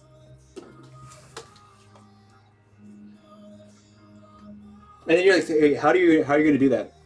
Easy. We're going to use Necromancer to bring back Galen, target Necromancer, target Faded Wraith, do it again, Necromancer back Galen, Necromancer Galen, Faded Wraith, Necromancer Galen Wraith, Faded Wraith. It's like, eventually there's going to be so many Necromancers where I see a world where the Banish card, what is this?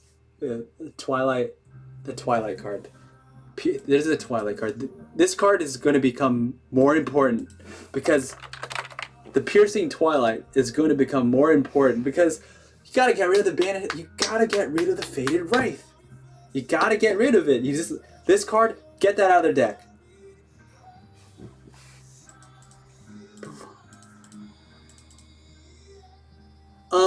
There is a good card that is actually quite good against Faded Wraith. So, talking about answering Faded Wraith. First of all, if a person plays a Faded Wraith on you, and then you play Abner Tharn on it, you draw 5 cards. So, Abner Tharn's kind of good against Faded Wraith.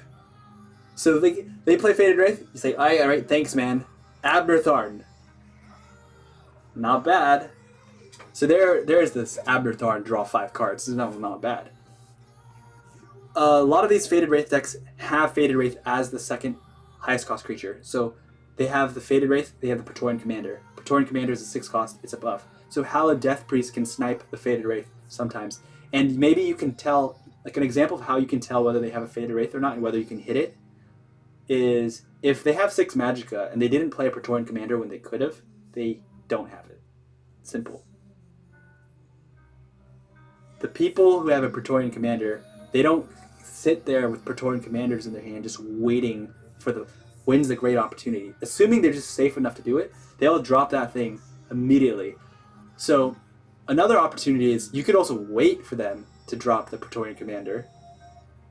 So first of all, if they dropped a Praetorian Commander, they might still have Ordinary Necromancer, so you can still whiff.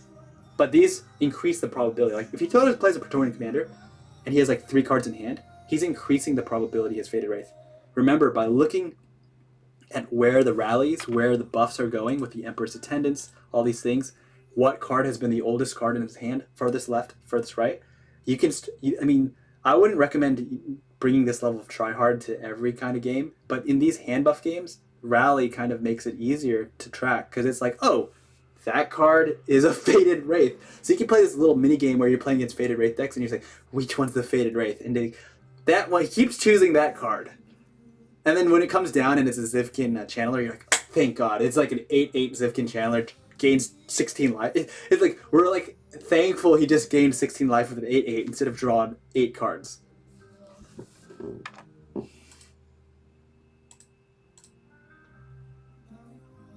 Yes. Yes. Yes, yes.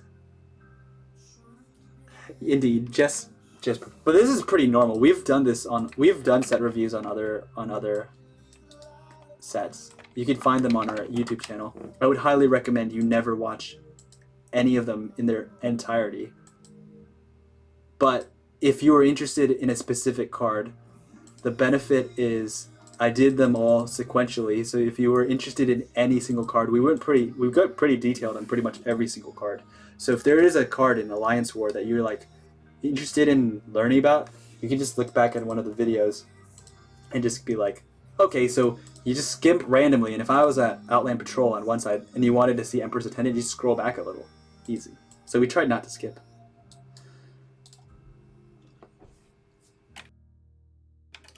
So, Fated Wraith is a crazy card. Will it get nerfed in the future?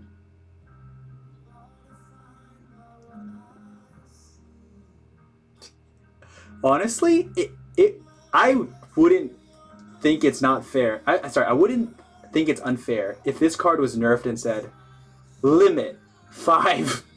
Like, limit 5 does sound a little fair. Like, drawing 10 cards. What other card draws 10 cards in this game? Maybe, like, just looking at it, just type the word draw. Alright, you draw 1 card, draw 2 cards, draw, like, what are they, where, this is, hit and run says draw 5 cards, discard your hand at the end of turn, and it's a 4 cost, okay? This Fated Wraith is like a hit and run, but you don't discard your hand, and you develop a body, and the more cards you draw, the stronger your Wraith is. Like, sometimes your Wraith is coming down as a stronger than Odoving. Like, an 11 attack creature is stronger than Odoving. Odoving is a 10-10. So, like, hit and run. I've seen one person play this creatively against me. I don't know where it is, but I played against one person who actually used this card pretty well. Oh, I know what it is. Market Archer. Someone was playing a 0-cost Market Archer deck, and they're playing this card. And they use this as a kill turn, basically. Interesting snipe. You don't see too many people try that out. But that draws you 5 cards, and you discard your hand. Plot Ashkin 6/6, so he's 1 Magicka more. Discard your hand, then draw 3. So you're capped at 3, and like Ashkin's like considered like the. Let's say draw 3. Okay, what else draws? What draws 4? Like Fated Wraith draws up to 10 in more than 10. And I don't even know if there's a draw 4 cards. There's literally draw 5 for that card. Draw 4. I mean, Queen's Captain with the good old Rebellion General is 12 Magicka, draw 4. And that feels strong, but destroy 2 creatures with. So there's the Queen's Captain. I mean, Shadow Marking is more than 50% of Fated Wraith's cost, and it draws you 2, and then gives your opponent 1. Like, so these are like, and then Fresh Start is like, oh, I love this card, it's amazing. Fated Wraiths, looking at this card like every day is a fresh start. Like, imagine Fated Wraith just giving a speech. Every day is a fresh start. You don't need this card. That's what he's saying. Yeah, like, maybe this card should have a limit. I mean, even our good friend Vanis Galarian, draw 3 cards feels so powerful. This card feels this card feels like the game's over. If this expertise charge goes off, it actually feels like your opponent can't come back many times. And this card, getting this card off is super hard. Like, you actually have to do things like first of all, you have to not die. Getting to 11 Magicka is not as easy as it sounds like. Second of all, you need a 0-cost action, best through Guildsworn Oathman using Forked Lightning, Improvised Weapon. You're looking at, like, I need to play a card that, like, even to generate those 0-cost things, you need to have another card on the board. So I need another card to get another. So you need to do like 4 things. And Vanis Galarian's a 1 of. And he's limited to just 1 color set, just Guildsworn. He's a unique legendary. So, like, getting Vanis Galarian's pretty hard, okay?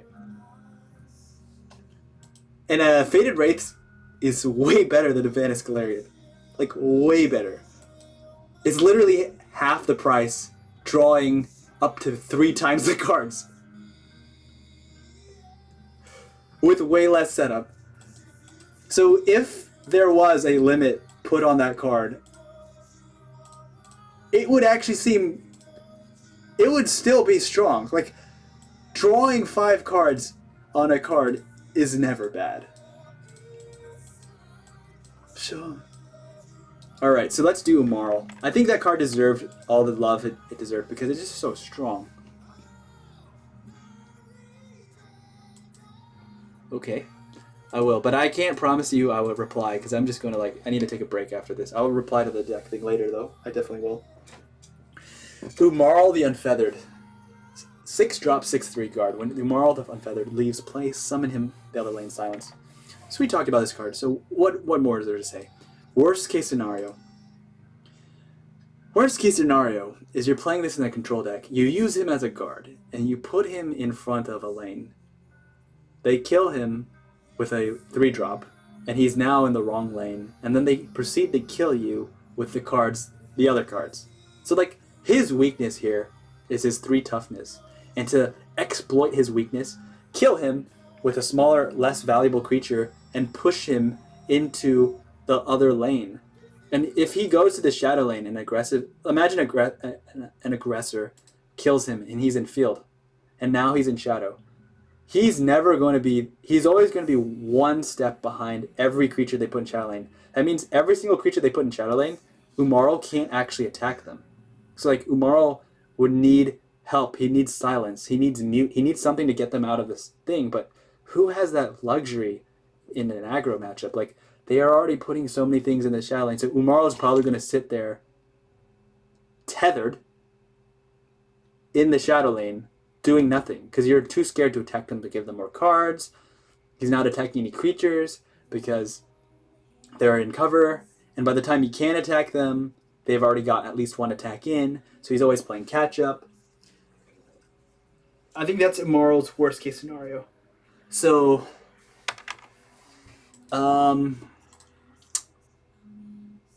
his average case scenario is Umarl is played, he's killed, and he comes back, and you can get 1 attack in. I think that's pretty normal. That seems to be the most average thing. People do kill, people in control decks, aggro decks.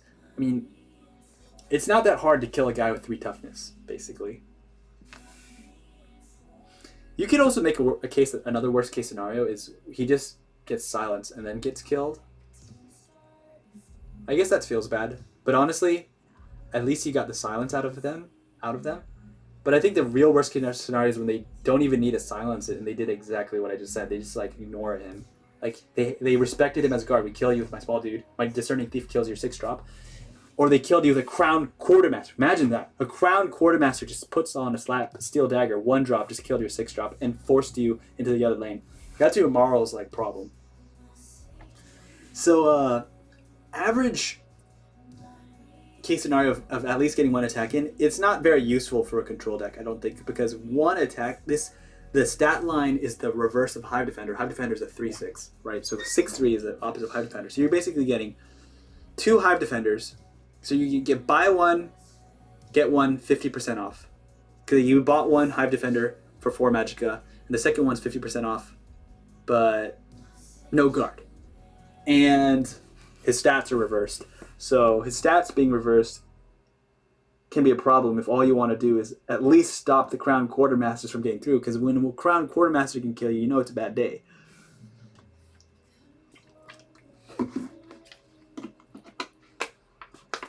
The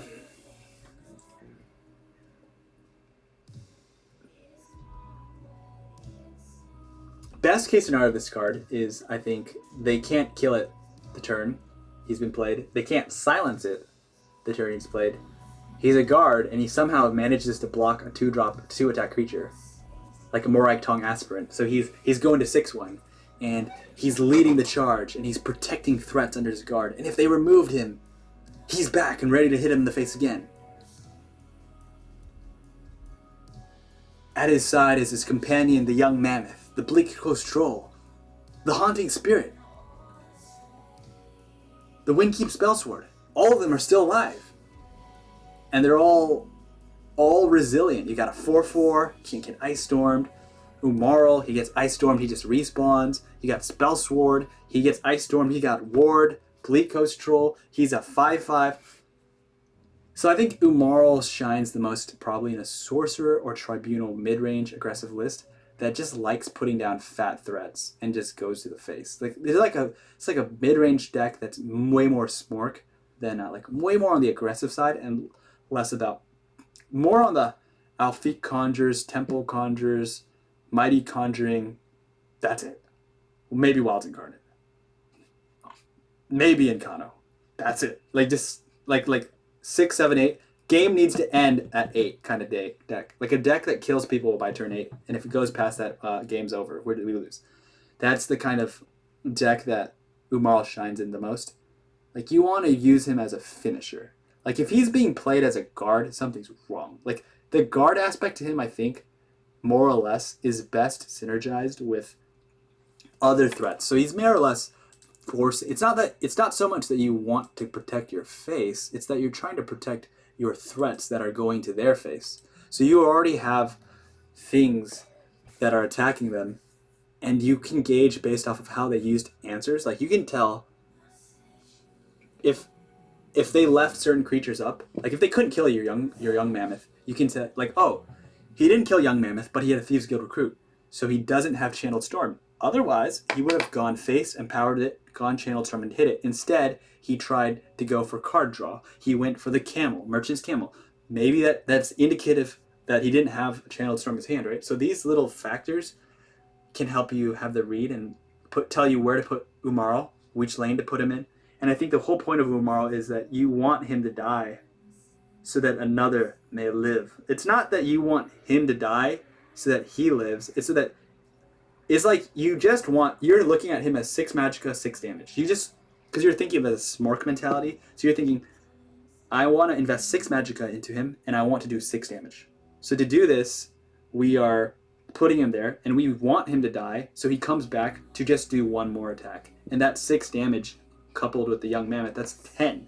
And if we've already been hitting him, he's going to be within Lightning Bolt, he's going to be in Encano range, and we're looking for reach at that standpoint. And maybe we have these other resilient threats, keep Spell Swords, Haunting Spirits. These little things are chipping. I think Tribunal already has a pretty good matchup against aggro, so that's good news for them. They already have a lot of good threats. This one is just more leaning more aggressive. It's more aggressive than Emperor's Blade, basically. I don't think it's actually better than Alfiq Conjure. So there is that consideration. So this card's definitely not auto-include.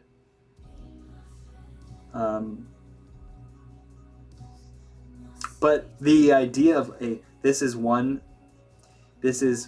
magicka for 6 damage is better than Encano if Encano is 8 magicka for 5 damage. So if you get that value, if you're able to capitalize on, I played 6 magicka, I get 6 damage out of it, you're more magicka efficient damage-wise than an Encano.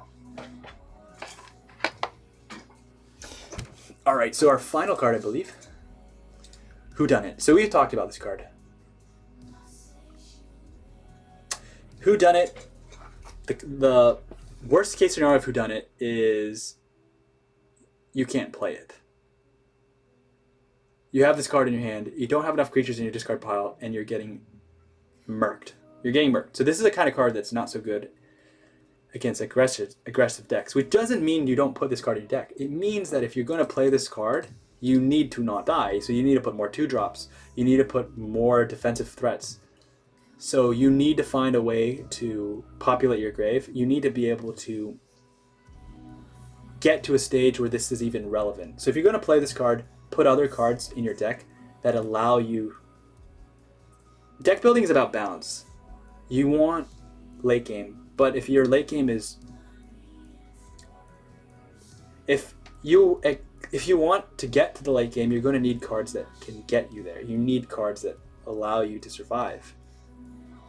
So, Whodunit's natural home that we've seen so far is Ebonheart, Conscription, Rage.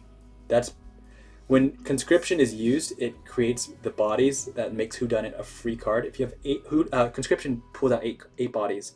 8 bodies all die. This card goes from 8 cost to 0. Also, being a conscription deck, you have access to a lot of 2-drops, Barrowstalker, Skinned Hounds, Aldvelothi Assassins, Fighters Guild Recruits. These different 2-drops make it possible to even survive. Now, the Tullius Conscription component also synergizes with this as well, because if you're ramping your Magicka and you have nothing to use it towards, what's the point? So Conscription, having more Magicka, extra Magicka, you say, well, didn't you just say you need to play Tullius and then this? Not necessarily, because if you're playing a Conscription deck, it's possible that your Whodunit could get discounted just by playing those 2-drops as 2-drops. So you play 2-drops, like enough 2-drops, Whodunit might be a 2-cost card, and in a low tempo turn, maybe you can get away with that. And then ramping that 2 max Magicka might turn you go from 10 Magicka to 12 the next turn. So the next turn you now have a Conscription turn where you otherwise didn't have it. So having actual use for max Magicka being ramped is really, really important. So we talked about the Petamax combo, so we won't talk about it too much now. We're going to think about what are the other combos. So you could refer maybe earlier in the video when we were at the beginning. We just reviewed things really quickly. If you are interested in how to use this with Unstoppable Rage and how to use this to one-turn kill people, it basically involves 3 cards: Unstoppable Rage, Pureblood Elder, Tullius Conscription. So let's take this time to think if there's something else about this card.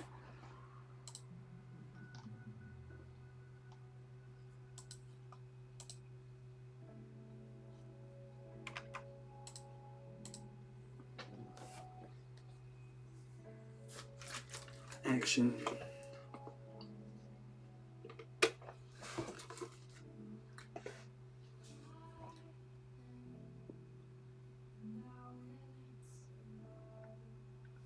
So Pureblood Elder allows this card to ramp you 4 Magicka, because Pureblood Elder says all spells that ramp you Magicka double it. So I do think I think they deserve to be put together.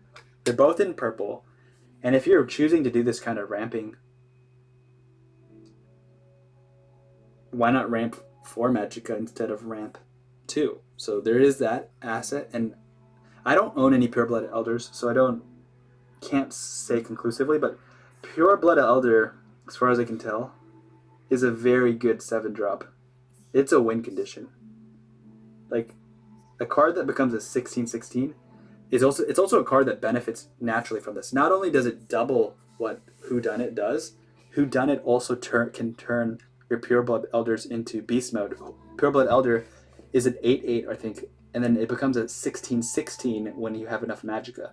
So having a real reason to ramp your Magicka, maybe it's Martin Septim. Martin Septim says if you ramp your Magicka enough, you become a 30/30 Avatar of Akatosh, right? So having Soul Tears, having Recursion, these are different ways to make good use of Magicka. I think Reanimate's a very good card. It's very underestimated.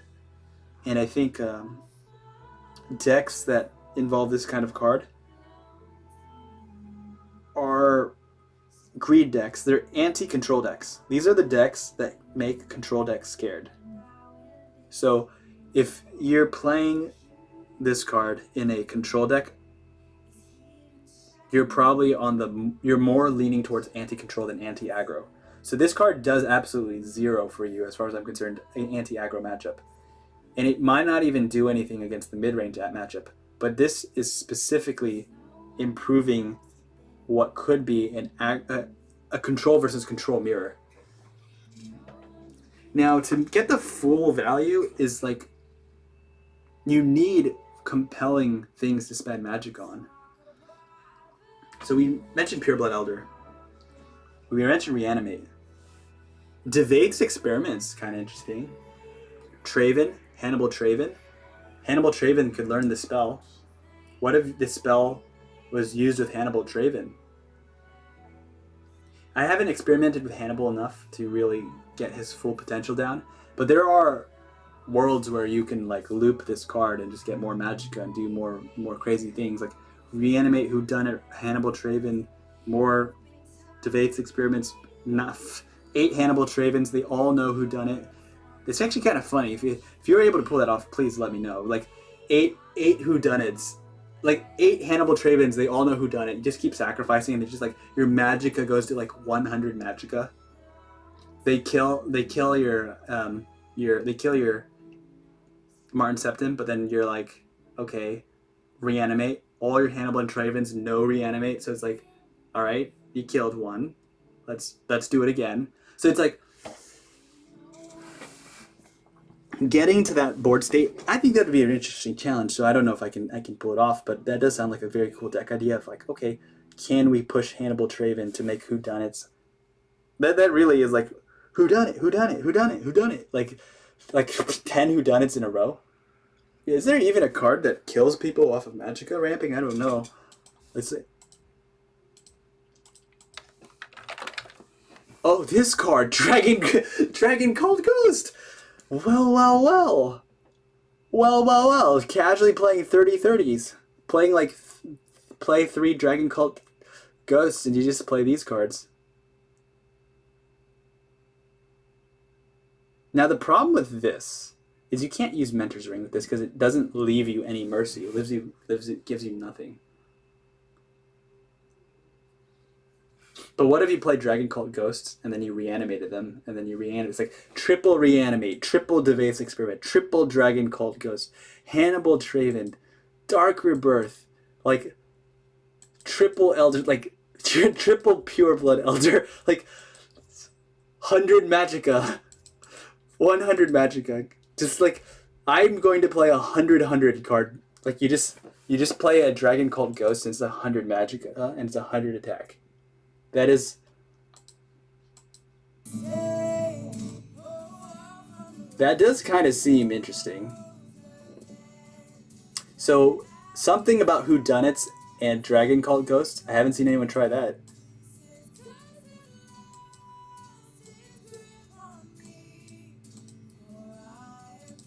There is this card that can Hisgrove, but I don't consider it to be too good. And it doesn't seem like...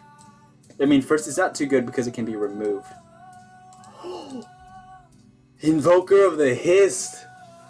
What if somebody was really playing these 100 creatures? It's like the 100 broken combo. How do you do... So it's like, Invoker... Okay, you play a... I'm trying to think of, like, how can you give these things charge? Because, like, Invoker of the Hist... What if some crazy person ran Unicorns, Invokers of the Hist, used Murkwater Scourges, cursed their own Invokers, gave them charge, played the freaking Dragon Cult Ghost, played this card at 100 attack, refreshed their Magicka, gave it charge with Mentor's Ring. I don't even know if you need whodunits at that stage, but there is something about whodunit. I'm pretty sure whodunit could be useful in that situation, but that'd be interesting with like whodunits, Elder Bloods, taking the Dragon Cult Ghost. Man, you could even put Balmora Spymasters, and you have like 100 Magicka. The Balmora Spymaster. Oh, he looks fly in the premium. Like, whoa, he's like wearing gray, and then this guy's wearing blue.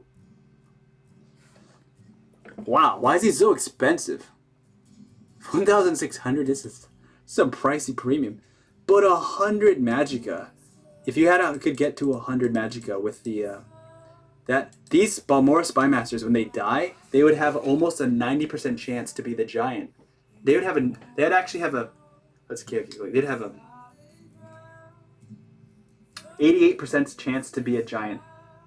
88% chance, and the giant's attack would be between 13 and 100. So that means Balmora Spymaster would consistently become this 66 attack creature.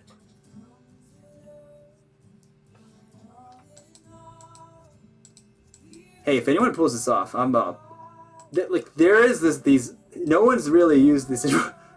Okay, I say no one, but I played against Person of Secrets, and we were chatting about Invoker, and he kicked my ass with Invoker of the Secrets Hist in his deck, but he didn't win because of Invoker, but he believed in Invoker enough to put 3 of in his deck. This is but Invoker of the Hist,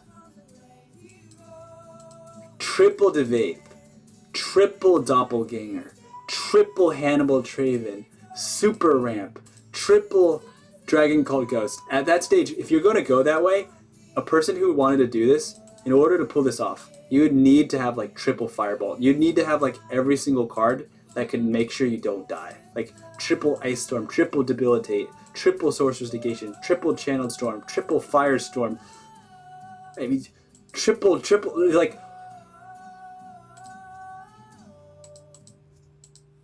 What's really interesting too, though, is it's not like it's impossible to do, because there are a lot of games, especially in the Control versus Aggro.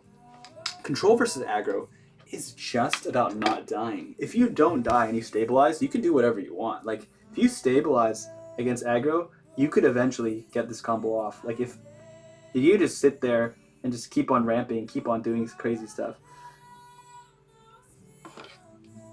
So hopefully you enjoyed our ideas, and I got a little crazy with the whodunit. That was a very intense session. I would love to do green next. We don't know when we'll do that, but you're always welcome to join us whenever. You always can come in whenever you want. You can always stop watching, watch it later. And if you have suggestions like some of our viewers did, like Mama Diva, feel free. Why not try it? I don't have some of the cards I mentioned, but I do think what I just said would be... I would definitely want to try that. Sounds interesting. Like I actually like this card, but then the problem is Invoker of the Hist is a problem.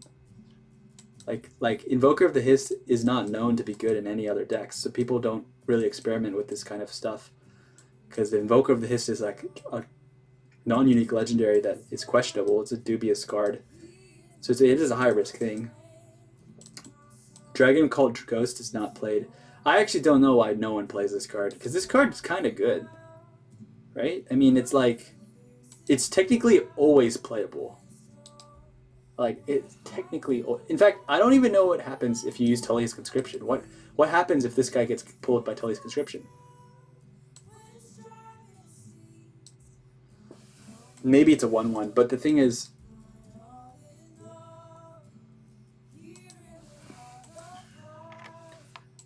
Well, thanks, guys. We're going to host somebody.